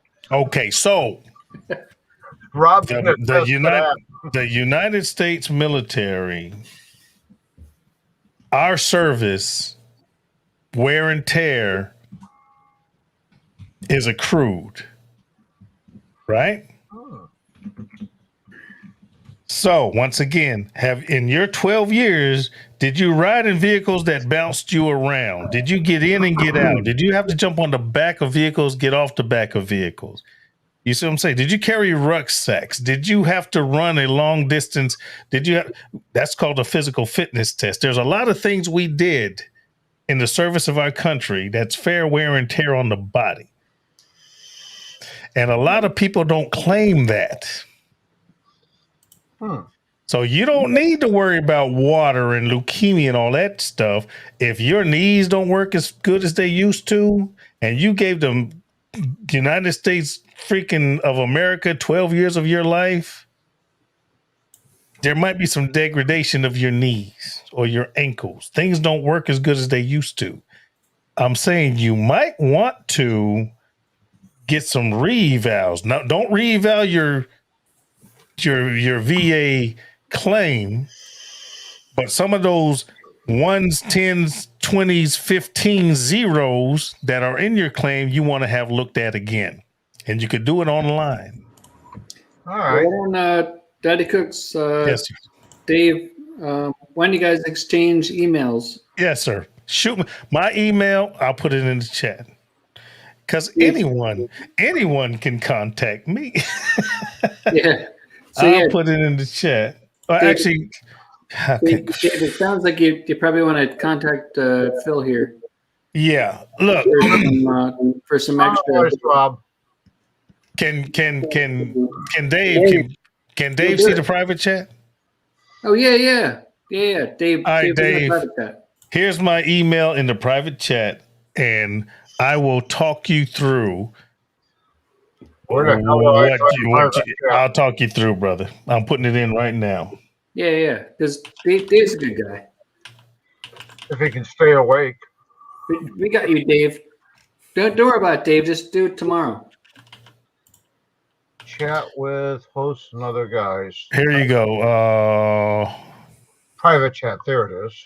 It's in the private chat. Shoot me an email, Dave, and make sure you say you're just Dave. Make sure you say you're Dave. I'll put it like this. I have talked a lot of my friends and associates through going from 0% to 100%, not to cheat the government, because that's bullshit, but to make sure that you get what you deserve for serving your country. Right. So hit me up on that, and we can talk, man. And sorry for the downer in the chat. My bad. I kind of focused on helping a comrade in arms, and I lost the focus of the chat. Now I'm all depressed and shit. No worries. Hey, hit that email. I'll see what I can do. That's terrible. No, all we got to do is just look at some good stuff like this. There you go. There we go. I saw the little bowl. There's the morale. Look, I immediately looked at the split in the middle. I'm nasty. Yeah. Yo, baseball. That's terrible. Hey, Daddy, I just put up my email as well. All right, man. All right. But, dude, shoot me a link. I mean, just hit me in the email, and I can talk you through at least where you can start to at least getting that looked at differently. Yeah. One step at a time. I'm just one step at a time. I'll put it like this, man. I went from, what was it? I went from years of 70% to 100%, and it was less than 60 days. So, Daddy. Yes, sir. Here's something that call me Phil, man. It's weird. I would like Bobby to call me Daddy, but Dave, call me Phil. All right, Phil. Sorry, yes, sir. Sorry, I'm going by names I see on the screen. I know. Remember it. Just so you know. Yes, sir. My sister's got 100% disability, and my brother-in-law does as well. Okay. As soon as you start collecting disability from the VA, right, you can collect now, even though you're not 67, disability from Social Security. I heard that. I've never pursued that, but that's interesting. Listen, we'll both help each other. Yep. All right, on to better subjects. As our friend, what the hell's his name? Not Squirrel. Rob, help me out. So I'm in the middle of editing everybody's name. 5 minutes with Keith. Keith. As Keith would say, Who's that young lovely over in the top right-hand corner? Bobby. Hello. But he usually has a bunch of F-bombs in related to every. He does. Right, yeah. You know what? When my lady friend walked by the camera wearing nothing more than her nightgown, that's all Keith would comment was the young lovely. Well, everybody's young compared to Keith. I was going to say that. I could see that. I know. Who's older, Keith Richards or Keith the Squirrel? That's funny. Yeah. Shit, man. Yeah, I think Keith was probably like barbecuing like over a real pit back in the day. Yeah, like actual fire that he just. Yeah, said before no. they manufacture them, he had to like go out there and like slaughter the dinosaurs and shit. Yeah. Eat their ribs. Hey, wait for lightning and get fire. Look, you can't cook a pterodactyl until you catch it. You see, like the Flintstones, where Fred has that big I was dino. just thinking the brontosaurus rib. Yeah, that was Keith and the Flintstones, man, with the big brontosaurus rib. Yeah. What's Daddy Cook's education? Love hearing this type of stuff. I'm sure 23 they're clapping on years. Keith, and I've only known Keith since like what this the fundraiser for Josh and Babe. I'll tell you this: Keith knew my channel before I knew anything of Keith, and I've been on YouTube for like a long time, 7-8 years. Yeah. I was watching some of your stuff before I started doing stuff. So. Oh shit! Thank you, sir. Thank you, sir. I was like, that guy looks familiar. See, you guys bringing me out of my rut. I'm gonna get back to work here soon. I never subscribed or anything, so don't give me That's that much. cool. Love. No, we're good. We're good. We're good. So I'm a habitual troller here until I get my channel up. But I see some new faces here I'm not familiar with. Grumpus, James, and Bobby. Oh man, I've been on here before with you. Yeah, One time you yeah. passed out. Yeah, I have too. That was not the first time. Man, one time I've I been was on present here. while you dozed off a couple of times. Actually, that was the after party with Josh and Babe when they did their hot seat. Like you were gone, man. Like you were gone. I guess Like we you were just weren't there, that but you were memorable. gone. Well, it probably won't be the first time, and it won't be the last. So I mean, I can understand you not remembering me being on here before because All I can say is I'm thankful to Rob to politely boot me out when I nod off. I usually only hop on the Thursday afters, but Yeah, Thursday's coming up. We got Can't You Barbecue coming up. can you? No, can't you? Or can't you? Can't you? You barbecue. Is that a question? Is that rhetorical? I'm not sure. Good name though. Yeah, we'll have to find out on Thursday. And Yeah, we got Daddy Cook, the channel name Daddy Cooks. Like you can see it like being like Daddy Cooks, like Daddy's cooking, you know. And then now it's like Daddy Cook, like it's just like it's transformed. Transformed. Like it sounds like it was a YouTube channel that you created to like show your kids how to cook or something. Oh, yeah, I was going to say, Or you were cooking for your Your kids. Your kids are still on your intro, aren't you? Aren't they, Phil? Yeah, well, they Hi, are, Daddy. but I know Can Daddy cook? Mm-hmm. the way that happened. The way that happened was it was my channel had a lot of names, not a lot, but like 4 or 5 names before we settled down into something that stuck. So I left it to the subscribers. hey, I was Ronnie. like, hey, I'm thinking about this, I'm thinking about that, blah, blah, blah. And the name that I had, and a lot of subscribers were like, your name doesn't match your channel. Because every time I'd cook something, one of my daughters would do a taste test, you know, that type of thing. And they're like, your name doesn't match. I was like, well, what about Daddy Cooks? Because I cook for my girls, it's Daddy Cooks. And they were like, yeah, we like it, we like it, we like it, we like it. Yeah. And it stuck about 6 years ago. Awesome. And that's how it is. And my daughter, who's my camera woman, she's the one, can daddy cook? She said, because she always says that, hey, baby, do you like this? Do you like that? Hey, baby, can daddy cook? And it just stuck. Yeah. I remember. Yep. Like now she's, 26? Yeah. Daddy still cooks. When I first came across your channel, I think it was back in it was a while back. Yeah. And your kids are sitting there eating the food. Yeah. Like, what do you think? What do you think? Can daddy cook? He's like, Yeah. So that's where that came from. But Hey, so this from Cody here. He's saying, what's Daddy Cook's everyday carry? my everyday carry? Yeah, I thought not your education. I thought that was my everyday carry is a freaking Glock 17 because I'm left-handed and the Glock 17 is ambidextrous. A Glock 19 is only right-handed. And it don't have a safety on it either, does it? Well, you don't need a safety. This is your safety. There's 3 safeties on a Glock. Yeah. When you pull the trigger, me being a former military guy, this is your safety. It doesn't matter what you're carrying. Yeah. This is your safety. Yeah, I wouldn't keep put your a Glock in my keep your pocket, finger off your trigger until you got a target. You don't pull it unless you're shooting. Right. Any weapon, you don't show it to intimidate. You pull it to shoot somebody. You don't show it unless you're going to use it. Exactly. If you see my pistol, that's the last thing you're seeing. It's too late.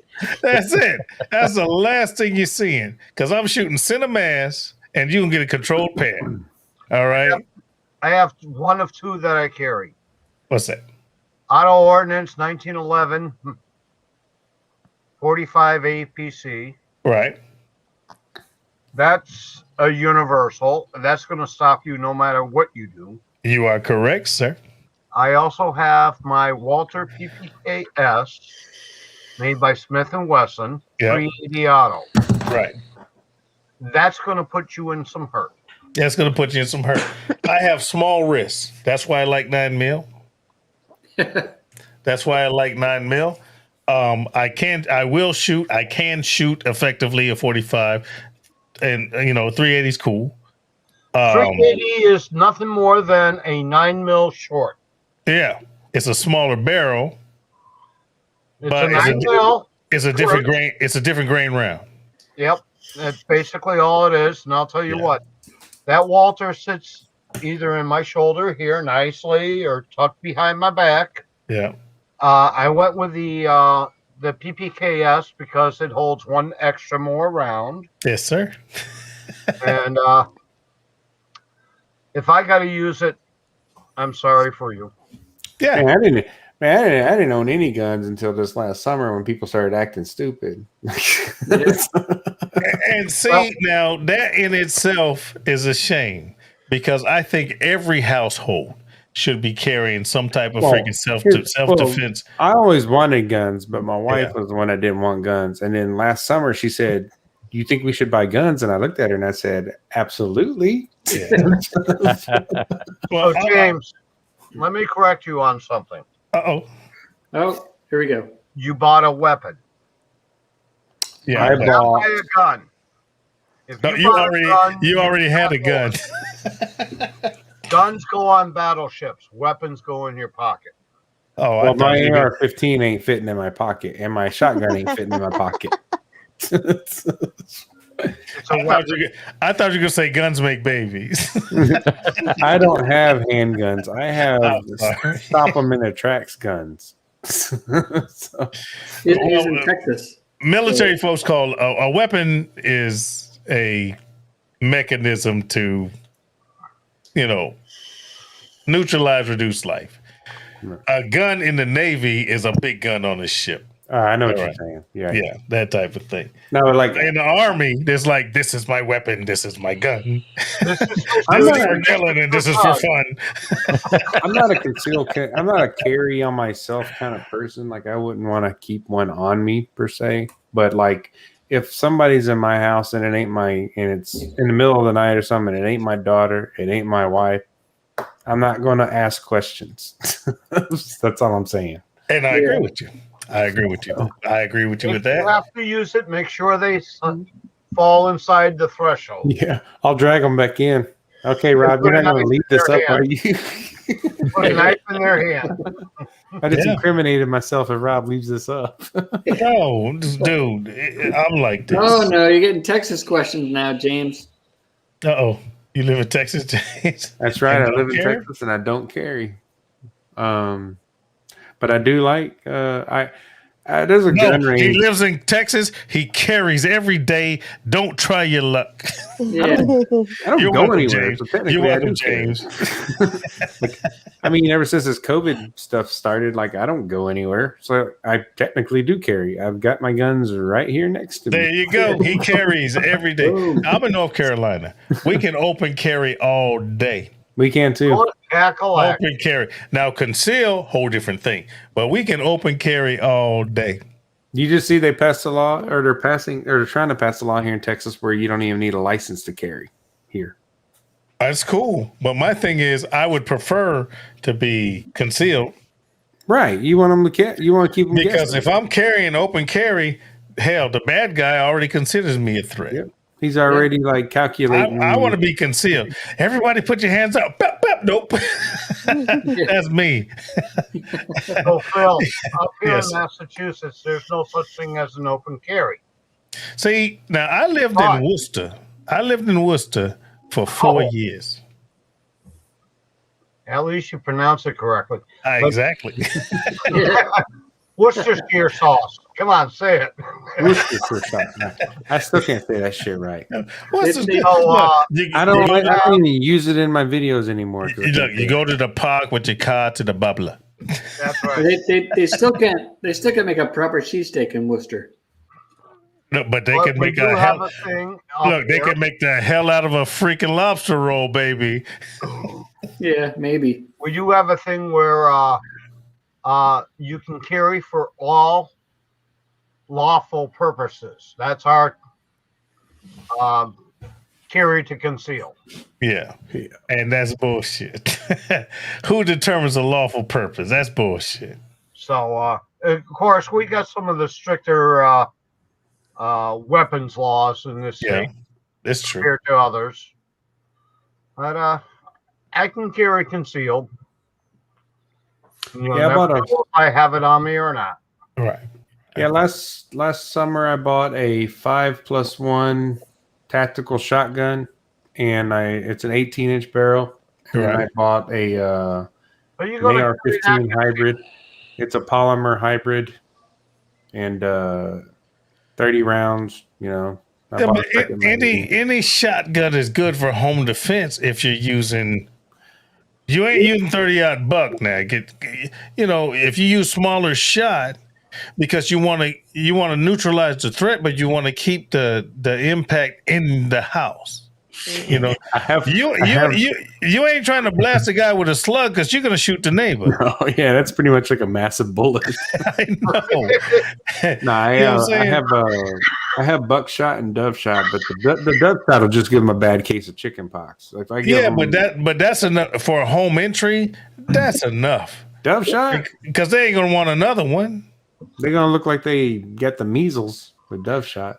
Well, go back to not dove shot. What's the one over there? Buckshot. Buckshot's the one that'll blow a hole through. See, but if you're going 30-aught buck, man, you're gonna take them down and some furniture.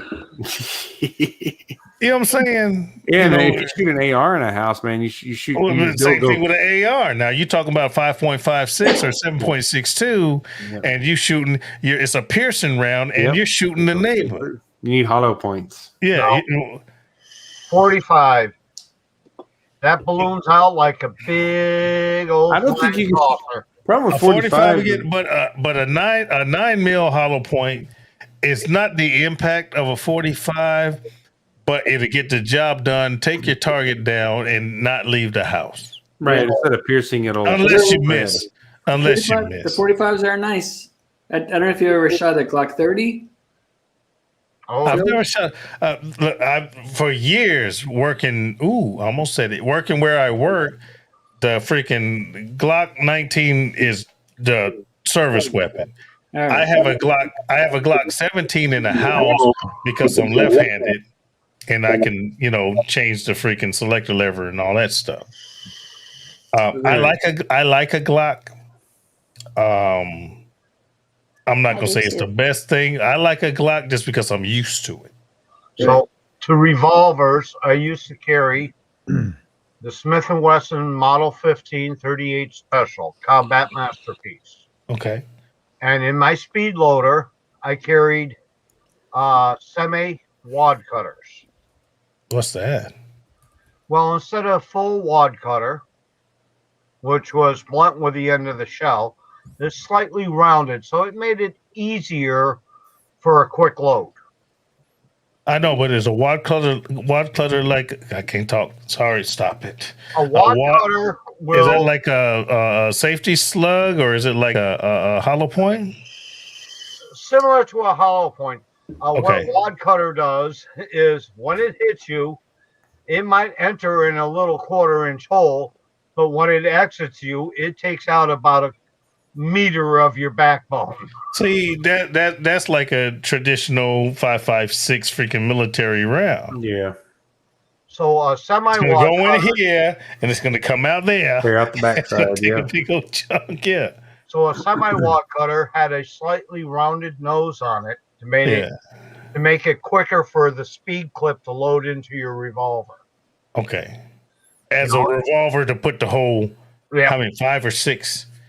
So See, I don't like revolvers. I've never been trained on revolvers, and as effective as they are, I would rather have 15 in the mag and 1 in the chamber.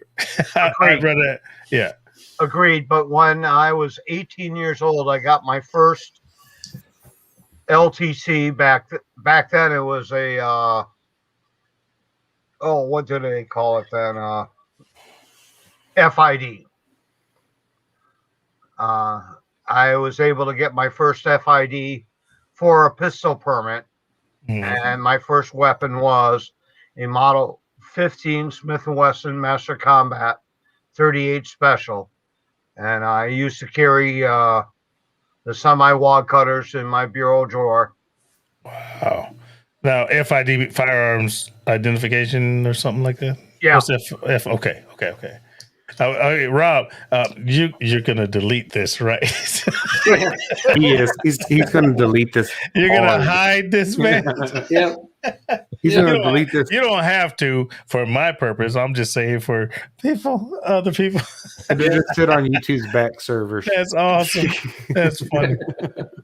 Keep in mind, if you enter my house in the middle of the night without my permission, I will pepper you. I will take one of my kitchen knives and put it in your hand and say I was threatened. I will do this.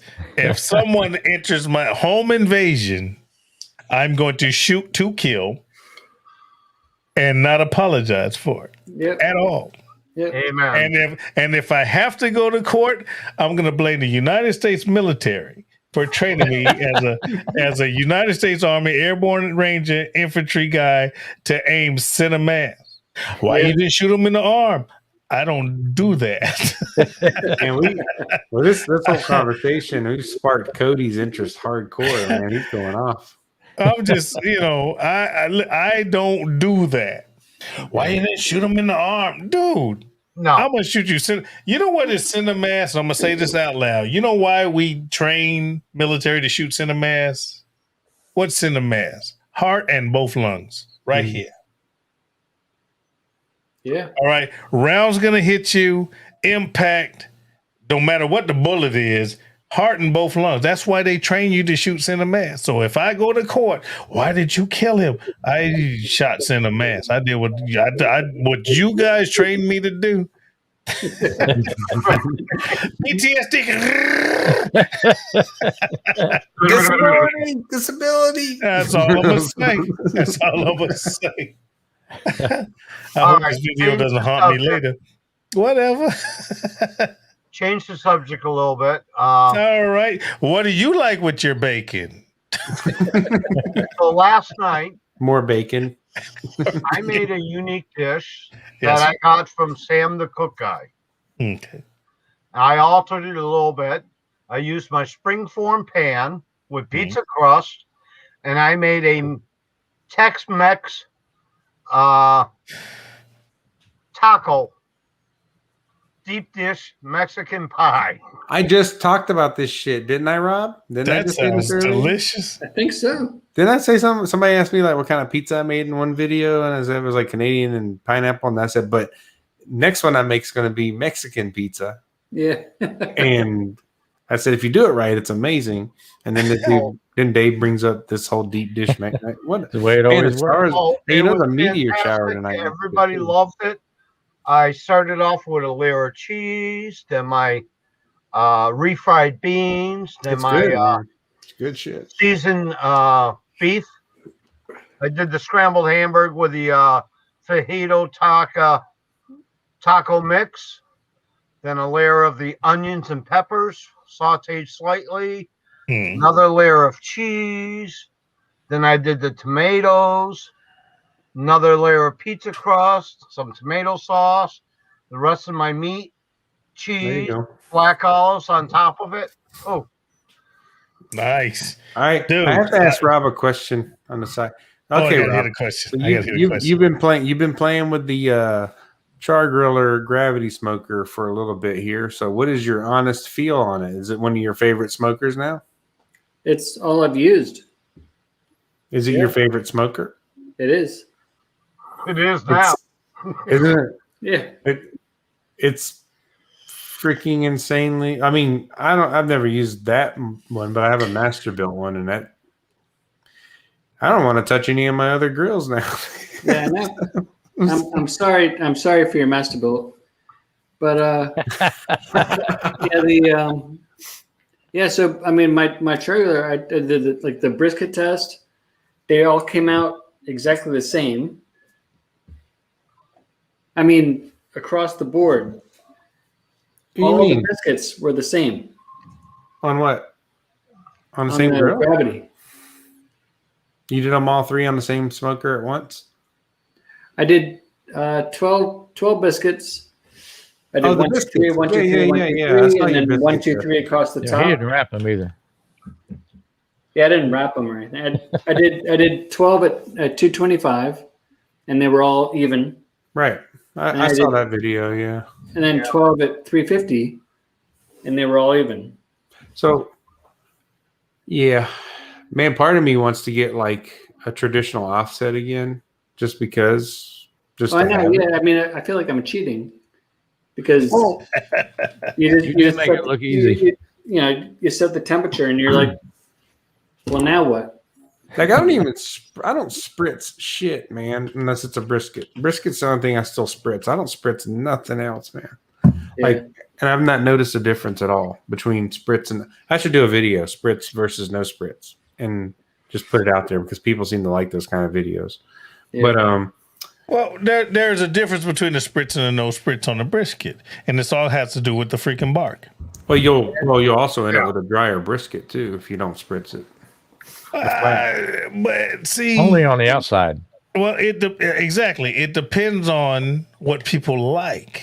And a water pan. You need a water pan for a brisket for sure. No, I've done perfect briskets without a water pan. You're fibbing. You're a fibber. I'm telling you. Listen, you can cook briskets in many ways. But that was we're not talking about beef jerky, Phil. We're talking about brisket. No, I'm talking about the bottom line on a brisket is how people like it. Yeah. That's the only difference. How people like it. People in Texas like salt, pepper only. And then you know what, man? It all depends on how people like it. You could make the best brisket in your life that you like, and someone's not going to like it. The brisket, how you cook it, the technique and all that shit, which is fantastic, everyone. But you might not like the way I do it, and I might not like the way you do it. It all depends on what people like. And in Texas, it's salt and pepper, or in some places, salt, pepper, garlic. SPG, yeah. And Now, then if you're gonna in serve other me places, I'm gonna you like want it no you matter want a what. beef rub and all these other things. Do I trim? Do I not trim? Fat cap up, fat cap down. It all depends on who likes it. That's it. Troy he puts Worcestershire sauce on his like. That's what Say that again, James. Come on, say it again. And some people like it. That's the only. Listen, any recipe, any dish, any protein, anything you cook. You know what's the difference between success and failure? Is if people like it. Yeah, it's true. I mean, that's why we cook at home. Some So we people can like get it our Dickie's way. barbecue. Yeah, you know. I mean, Look, some people like a dry rub on a rib. Some people like a sauce on a rib. Some people don't want shit on a rib. It all depends on what people like, and a lot of that has to do with where you're from, where you live. So come on, don't get stuck into this guy says it's the best. Well, that's because he liked it. His friends like it. His area likes it. Flavor profile aside, nobody likes a dry brisket. Nobody likes a dry brisket. And you can cook a brisket without wrapping it, and it can still not be dry. I never wrap my briskets. There you go. I'm just saying, the people have the stigma. No, I'm not going to say the people. There is the people.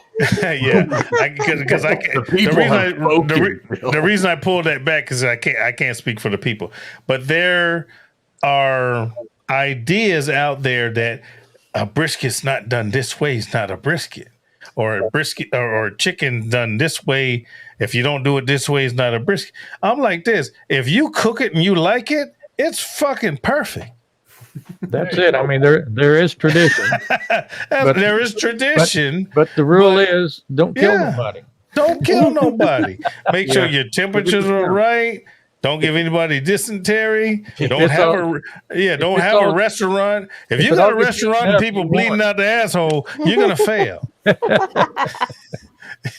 So this weekend, coming back to second, you won. This weekend, I'm going to have my youngest home for the weekend. Yes, sir. He's 32 with Down syndrome, and I obviously I have a couple of people that come over every other weekend for a cook, and I'm planning on making a porchetta. Oh, nice. So I got the salami, the capicola, the baby spinach, the provolone, to all go in the middle of that. I'm looking forward to this. And I haven't made up my mind if I'm going to do it in the oven or on my offset smoker. No fennel pollen?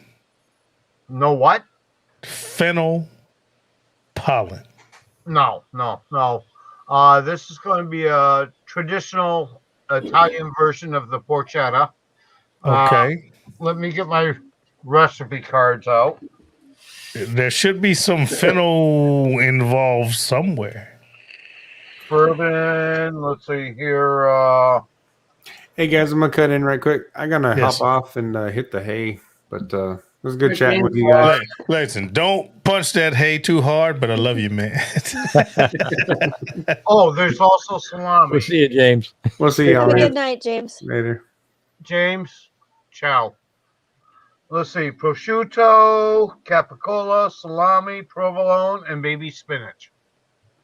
All in the center of it. Nice. This is a recipe I got off of the Barbecue Pit Boys. Okay. That's cool. I don't know if you ever follow those. I have for years. They've been around for a long time. Oh, yeah. I actually consider making a chapter out here from them. Oh, nice. Wow.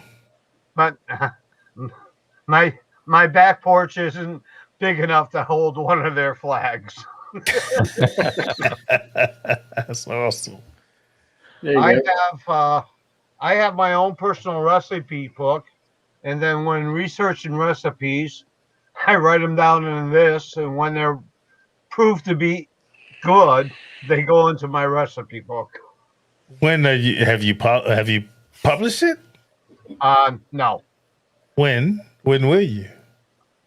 I don't know. I mean, this started many, many years ago, my personal recipe book. Yes, I sir. did not like any teriyaki sauces made commercial. That's cool. So I started researching them. Okay. And then I came up with about 5 or 6 recipes that had common ingredients and dosages.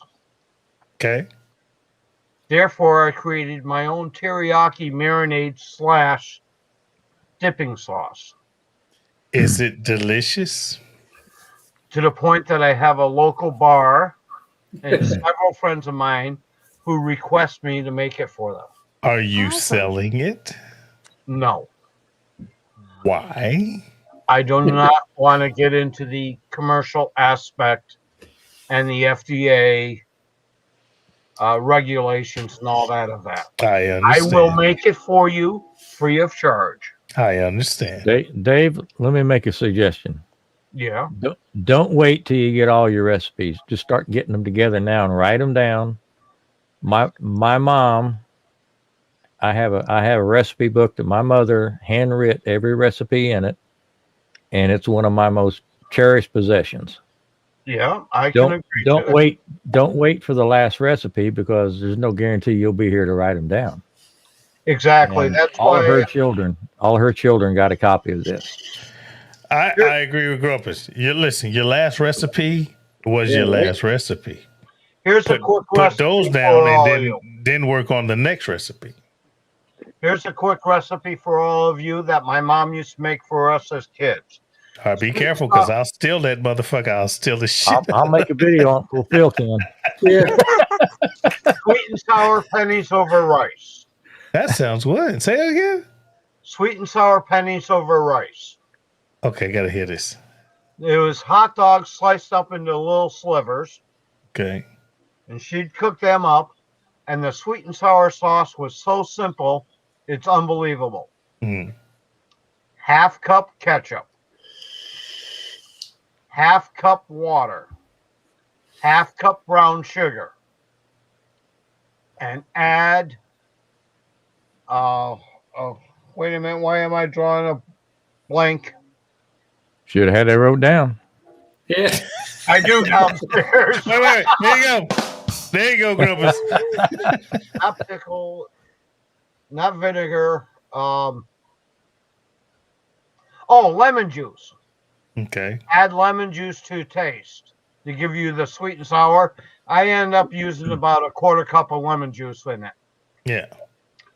That's a nice red sweet and sour sauce with your pennies over rice.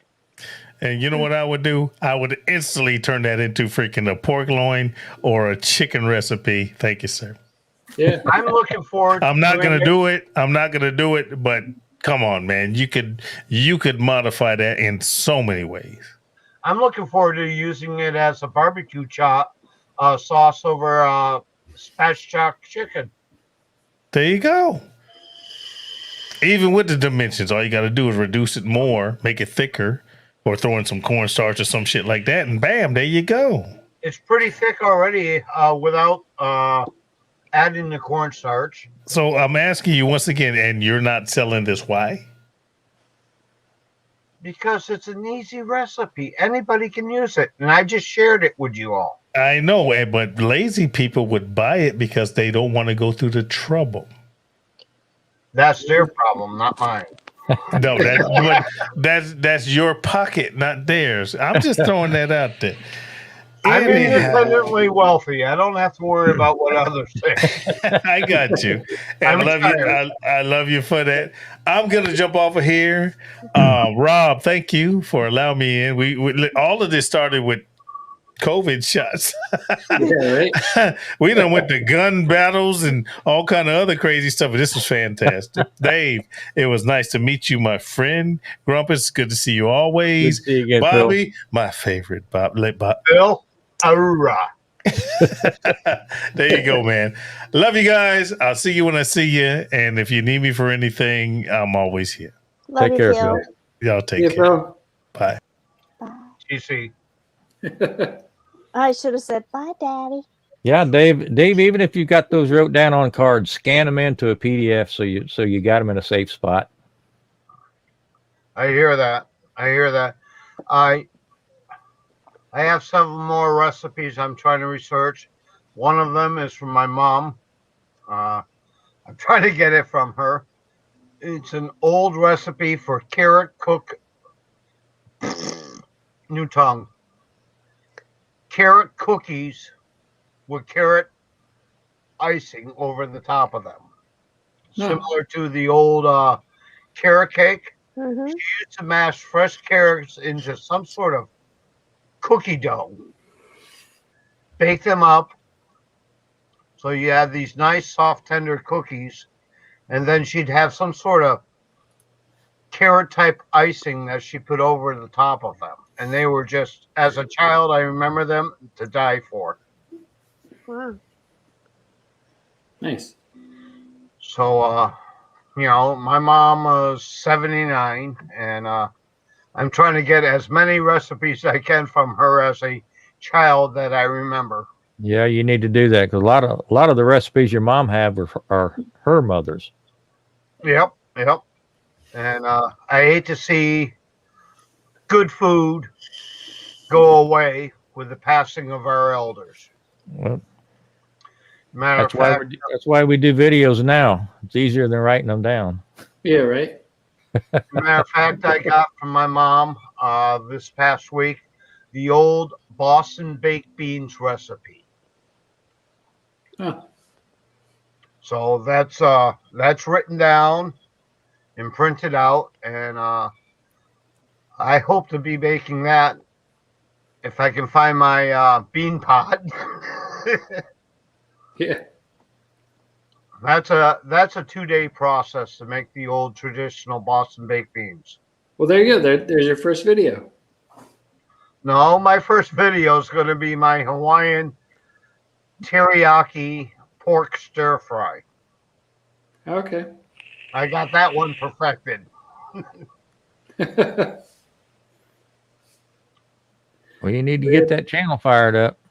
Yeah, well, I Turn got the my camera on, GoPro. just go. I got my GoPro. I'm still working on how to use the damn thing. Trial by fire. That's what we do. And Turn it on and get in front of it. still working on a channel name. Because I was a Navy medic, some people suggested Cooking with Doc, and I'm thinking Cooking with Dave. So I might take Phil's suggestion and let the people choose the name. We're working on it. Well, we're waiting. Yeah. Don't hold your breath. So I believe I've met you before, Grumpus. Well, we've been online together before. Yeah. And Bobby, to me, it seems to be a new face. Nope. I've been on live with you before. All right. Was I, we've all tucked you in away? at one time or another. Yeah. Was I still conscious or unconscious, Bobby? Which time? I'm thinking it was closer to unconscious. Not the first time. Hey, been there. Guilty. No worries. Is that something recent, Bobby? I don't think there's any active videos of me. But it's always a bad thing if I wake up in the morning and my iPad is on my lap and it's still on whatever the stream was, and I go, oh, shit. Yeah. Then I gotta backtrack, like, oh, where's the point where I went, All I can say is I'm glad that I beat Hobo last Thursday. Yeah. We haven't seen him tonight yet. yeah. Oh, shit, Mad Boy. All I know is every time I see Hobo, the first words out of his mother is that MF. Yeah. Hey, Terry, I'm sorry to hear about that, man. Oh, I'm sorry, Terry. Terry, my sincere condolences to you. Prayers and wishes go out to you and your family. May God's blessings be with you. Yeah, that sucks, man. Mhm.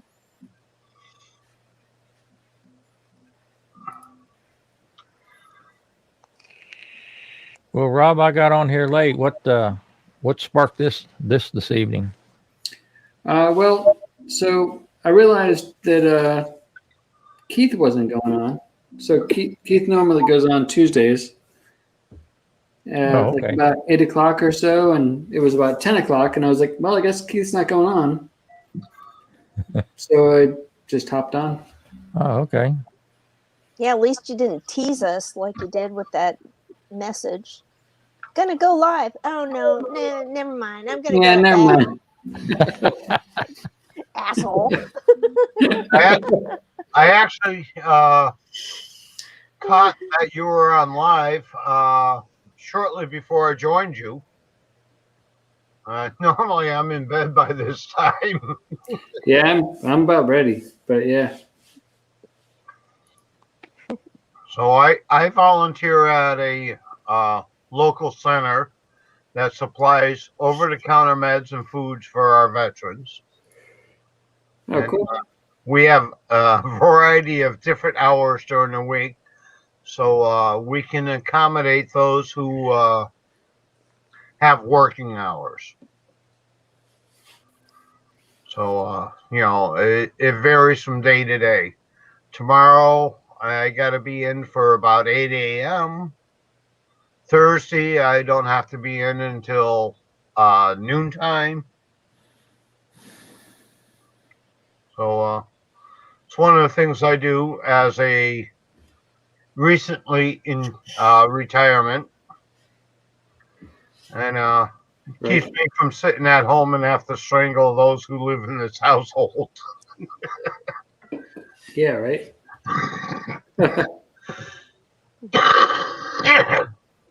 Now, Rob, I could be mistaken. Did you get the recently Blackstone Prep Center? The what? The Blackstone Prep Center. Like With the oh no, yeah, I didn't buy that. all right. Waltman's did. Yeah, I figure you could probably build that for probably a quarter of the price. The like the Blackstone like prep station thing. Yeah. Yeah, that's really expensive. I bought one and I'm very disappointed. I mean, it's. I mean, I figure it's made out of plastic and just Yeah. probably not great things and probably not worth the cost. But I mean, it's not up to me. So It's a nice unit. I very disappointed. Very time consuming to put it together. yeah, And the faucet setup is all metric. So if you want to try to hook up standard OEM pipe fittings to the faucet setup, they won't go. oh, huh. So it was very frustrating. I'm still looking for a new faucet for it. Oh, geez. I can't recommend it. It's a big disappointment. Yeah. Plus, they're kind of pricey. I think. Yeah, they are. I mean, Yeah. it's like the cost of another griddle. It's the setup. Again, putting it together was 3 times the amount of time of just putting together a Blackstone 36-inch griddle. Right. Yeah. Very detailed assembly process, which took the majority of the afternoon. And again, the faucet setup, which what I was really looking forward to having an outside sink, it's done in metric pipe threads instead of standard pipe thread. No. And to adapt it was very frustrating. I figured just like hook up like a regular hose to the. Nope. No. Oh. No. No. That's what I thought, and I was sadly mistaken. Huh. That's interesting because I thought, like, I remember watching Todd Tovin's video about that, and I thought that he mentioned that hooking a garden hose up to it. But maybe I'm mistaken. I thought so too. I think I saw that same video with Todd, and I was so excited to get this thing home. And when I went to hook up my 6-foot hose to my outside faucet, nope, it was a NFG. Huh. Don't make me explain NFG. There's a young lady in the room. Yeah. Well, that's your first video right there. It could be. So Yeah. right now, I've been down to Home Depot 3 times trying to find a new faucet to fit it. Yeah. So, There you go. holy Christ, 1:30 in the morning? Yeah, it's getting late there, right? I think after this drink and this smoke, I'm going to have to call it quits. Yeah, we're probably gonna close this up by 2 a.m. So we got another Okay. 20 minutes. We I have still time got to what make. about 13 people in the chat? I think Yeah, so. 13 people in there. They gotta keep talking. Oh, Marcel's in there. Oh Hi, yeah. Marcel. Yeah, she hasn't done a Tuesday night live here in a while, has she? Cheers, folks. I'm empty. I gotta go make another Cheers, one. I'll Dave. be right back. I'm never empty. My bottle's right next to my right knee.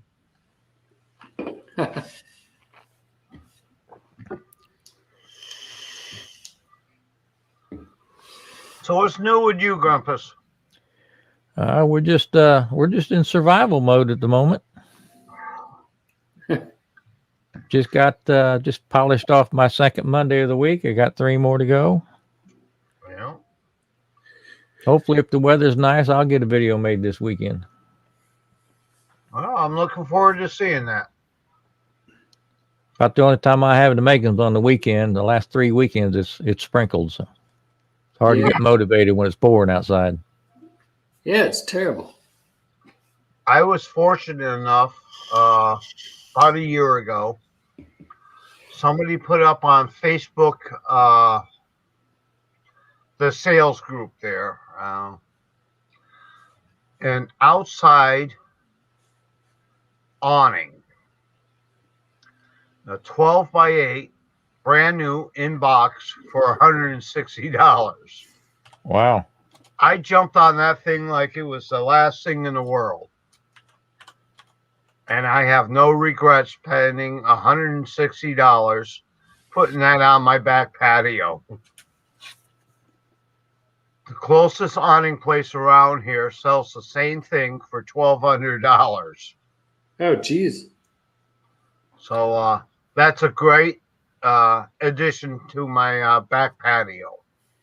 Well, I've got a little cover, a little tent, little canvas cover back there where I do my filming, but it's pretty light duty, and the pit doesn't fit up underneath it. So the time you run into the house, you're still going to get soaked. No, I don't know. It's hard for me to get motivated in the rain, even if I'm dry. I don't blame you on that. I don't blame you at all. This covers my back patio almost 100%. It covers my offset smoker from Oklahoma Joe and my Blackstone flat top griddle. Now, I had high hopes of building a wood cover over the deck this summer, but with the lumber prices, I think that's going to take a back seat. Yeah. Right? That's crazy. The lumber keeps going up. I may have to pour concrete and put a new patio in. Forget Build- wood altogether. Yeah. I want to start building my mini tugboat and finish off my garage. And like you said, with the lumber prices, might have to put it on hold. I mean, come on, a 2x4 from $5 a 8-footer to $25. That's ridiculous. Welcome back, Yeah. Bobby. Thank you. We missed you. Yeah. Aw. 2x4s were like $1. They I priced out 2x6s, 2x6x8. They were like $12. Yeah, it's ridiculous. Well, where I work, I buy lumber by the semi load. Ooh. This time last year, I could buy a semi load for around $6,000, maybe $7,000. The last load I bought 2 weeks ago was over $18,000. Jesus. Wow. Somebody was So telling me. it's up over 3 times in the last 13 months. Yeah. That's crazy. Somebody was telling me recently a $6,000 outside deck is now up to $1,800 to $2,100. Well, that follows what I was just saying. It's up over 3 times the price. Ridiculous. And the wood's crappier. Yeah.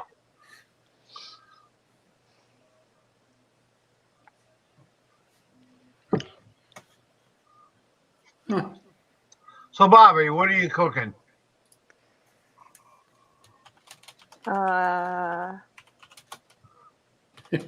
Right now, nothing. Yeah, nothing. No, I only cook for myself and my son, so I tend to make smaller things. Small steaks, salmon. I just got turned on to a place to order meat from, and I ordered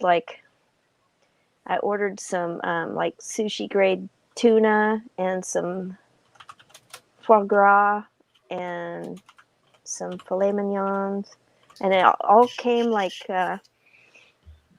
individually little sealed steaks and stuff, and dry ice, and it took 2 days to get here, and it was still 100% totally frozen, so I was happy about that. So that's the way I cook, is I just like to be able to pull out a couple portions and cook up some good stuff. So yeah, I'm kind of excited to try that and see about the quality of it. I can't remember the name of it, but it's kind of cool because you can pay like a $29 annual fee and you get free shipping on every order. So Well, that'd pay back in a hurry, wouldn't it? hell yeah. So I gotta look at my email and remember who they were, because I didn't do the $29 thing yet because I want to try it first, but they did a deal where you got free shipping on your first order anyway. So I'll Sort of wild fork. That's sort of what it like is. the Oklahoma steaks thing. Only better, because they have interesting things, like you can buy squid, you can, like they have like the whole squid, All right. and all kinds of different things that I can't necessarily find here, and if I did, I don't really trust it, because yeah, of course it's frozen, but any seafood I get is going to be frozen. So Yeah. I'd like to get it from a reputable place that I know it's not going to get all freezer burnt or stuff like that. So yeah, that's kind of how I cook. It's amazing. I'm used to cooking for a large group. I went from 9 to 4. Shortly, it's going to be down to 3. And I don't know how to cook for 3 without a massive amount of leftovers. I hear you. When I lived in West Virginia, I cooked almost every single meal out over an open fire pit. That's how I cooked. And it was awesome because I had neighbors on either side. And as soon as they'd see me go light the fire, they'd be like, what's she cooking? and they would like bring side dishes and stuff. And it was like just this, community event, So anytime I would buy meat, I'd be like, oh, I gotta buy like the big family jumbo package of chicken or whatever. It's like I gotta feed the neighbors. It's just really a lot of fun. Just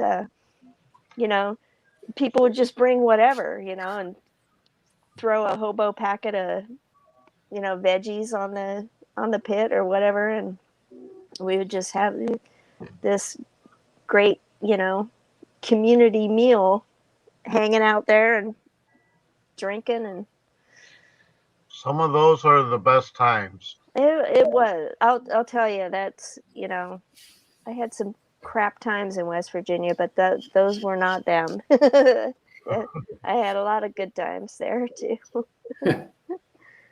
Yeah. Hey, so we're probably gonna wrap this up next 5-10 minutes or so. I should probably get to sleep so I can work tomorrow. Yeah, function. Yeah. What's that? Yeah. Come on. Yeah. We still got Ryan in here. Ryan. Still hanging strong. One of the best things I can say that ever happened to me was I was able to retire under 60. Nice. And, I'm loving life. That's cool. Yeah, I would be too. Yeah. No kidding. Need a refill. Well, I'm hoping to retire in another 3 years. Good for you. Yeah, that'd be great. I'm looking forward to it and scared crapless at the same time. Yeah. It's a big step. My company offered me $2,200 a year up to 30 years of service, plus the $10,000 on top of that. That equaled $76,000. I have no regrets. Yeah. Nice. Well, there you go. I think you won. Yeah. Well, I take the $66,000 over the next 4 years, which is about $1,000 a month. $10,000 I put into the bank for home improvements. Yeah, that's my story. And with my 401 and my pension, I'm comfortable. I need to get my butt in gear and get this YouTube thing replacing my paycheck here in 2 years. There you go. Yeah. Oh, Ricardo says they don't even celebrate the 5th. I know. It is an American thing. Yeah, I think it's just American thing, right? It really is. Cinco de Mayo? Yes. Yeah. We are the ones that celebrate this Mexican history. They don't. I find that very interesting. I'm happy to celebrate any occasion. We're probably gonna do tacos on Blackstone. So much for Taco Tuesday. Yeah, well, tacos are good any day. Yeah. Hey, Dwayne, what's going on? We got a second win going. The chat was like done, and all of a sudden now we're having some heat going on in the chat. How about an enchilada casserole on Wednesday? On Wednesday? Well, that's the 5th. Yeah. Yeah. I did brisket enchiladas here a few months back. Mm. Yum.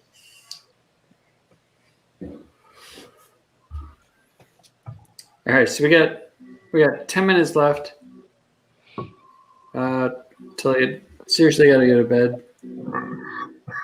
It gives me anxiety when you start counting down like I that. know. Yeah. So Ricardo, so what should we do then if you don't celebrate on the 5th?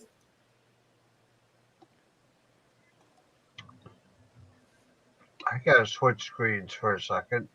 Yeah, and Dwayne's saying it's not a big deal in Mexico for Yeah, Cinco de it's Mayo. not. They don't.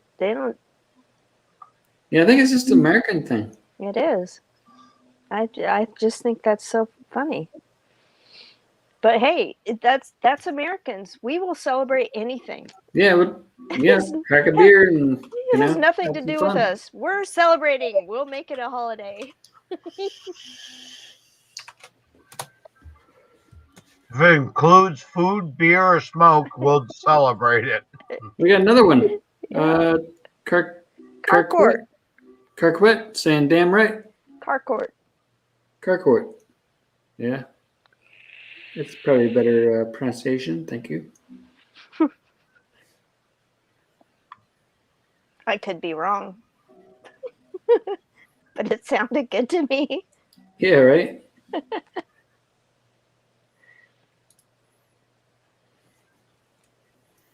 All right, so what should we do for tomorrow for dinner? No more tacos for Cinco de Mayo, or go ahead and do them. Do what you want.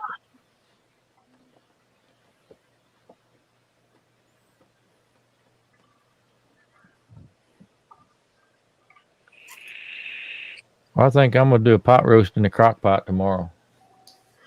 That sounds good. I'll throw jalapeno in it and call it Cinco de Mayo pot roast.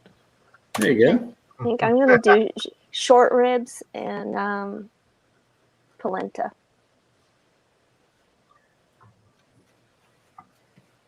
I'm not sure what's in the freezer. I think I got some chicken breast, so maybe a little fajita seasoning, onions, peppers, on rice. There you I think go. Carcourt's got the right idea. Yeah, Yeah, right. Day off. Bud Light and Taco Bell. There you go. I like that. Just take the day off. That's the idea. No, There I'm will be cheap, margaritas involved. I will do that. Yeah. chief cook and bottle washer, so I gotta plan my meals a day ahead.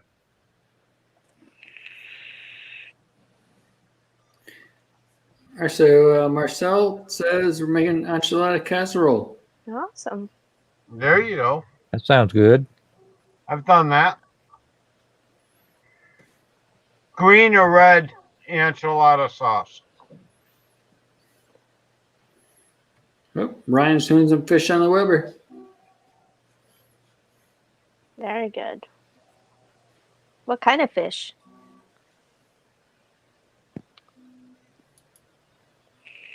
I gotta switch screens. See what they're saying.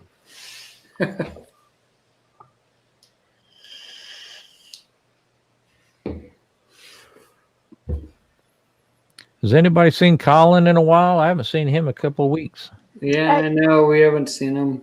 I've been messaging with him. He's around. He's I mean, he's alive. he's just working, doing the thing. I think he's taking a break, maybe. Could be. I think he's still planning on, well, I don't know. He's on the fence whether he's going to be able to come to Keith's. Still working on that.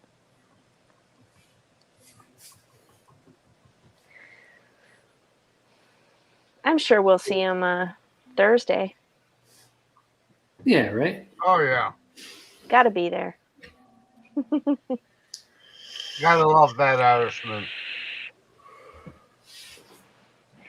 Yeah.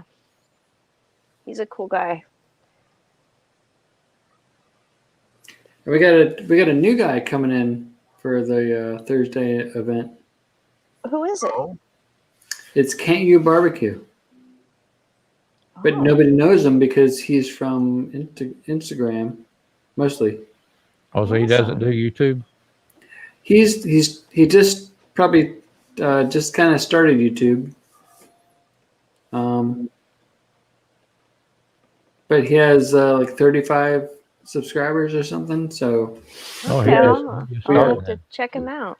yeah, we got to jump on. You know who else you have to get on the hot seat is Griddle with Johnny. Yeah, he's a good guy. I love his humor, and I don't know. I feel like you guys would get along great. Yeah. He has a great sense of humor, and he just has no fear in what he'll like cook or he'll Yeah. do a live stream and there's like 2 people there, hi. Yeah. He doesn't care, Yep. I hope his channel really grows because he's really good. Yeah, I think we've had him on Hot Picks of the Week a couple times. Yeah. In fact, last week I was letting him know, hey, you just won the dish of the week on the hot seat. He's like, oh, thanks. Cool. Yeah, it's a good channel. well, Rob, if I can, I'll try to get that shot of the deep dish Mexican pie sent out to you for the shot of the week. Well, there you go. I'll tell you what, 2 days eating it is fantastic. Cool. Yeah, that'd be awesome. I used my springform pan for it to make it a deep dish, and I'll tell you what, oh my God, I forgot to put in the Tex-Mex rice.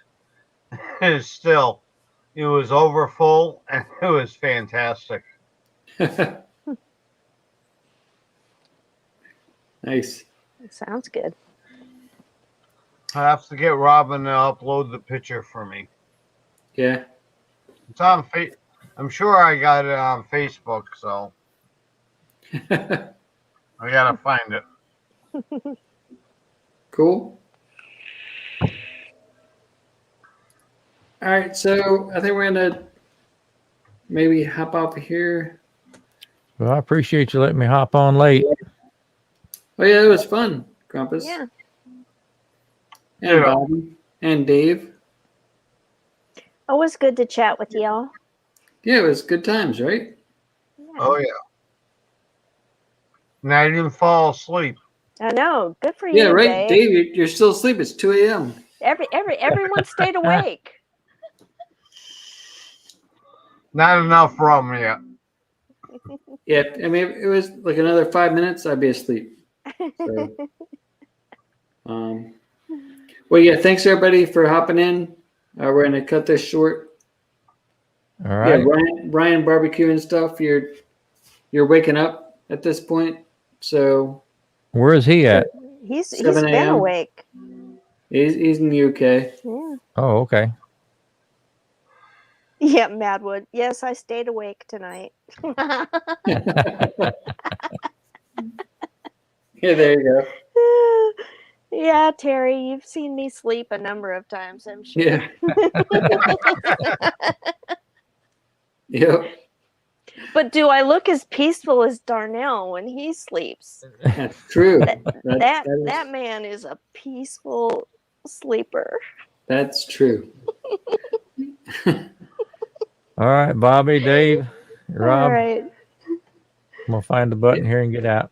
Yeah, it was good times. Yeah. So I will see you Thursday, if not sooner. Yeah. Sounds good. Now Thursday I for can me. sleep. Did I See y'all. Bye bye. All right. Bye. See you guys. Have a great night.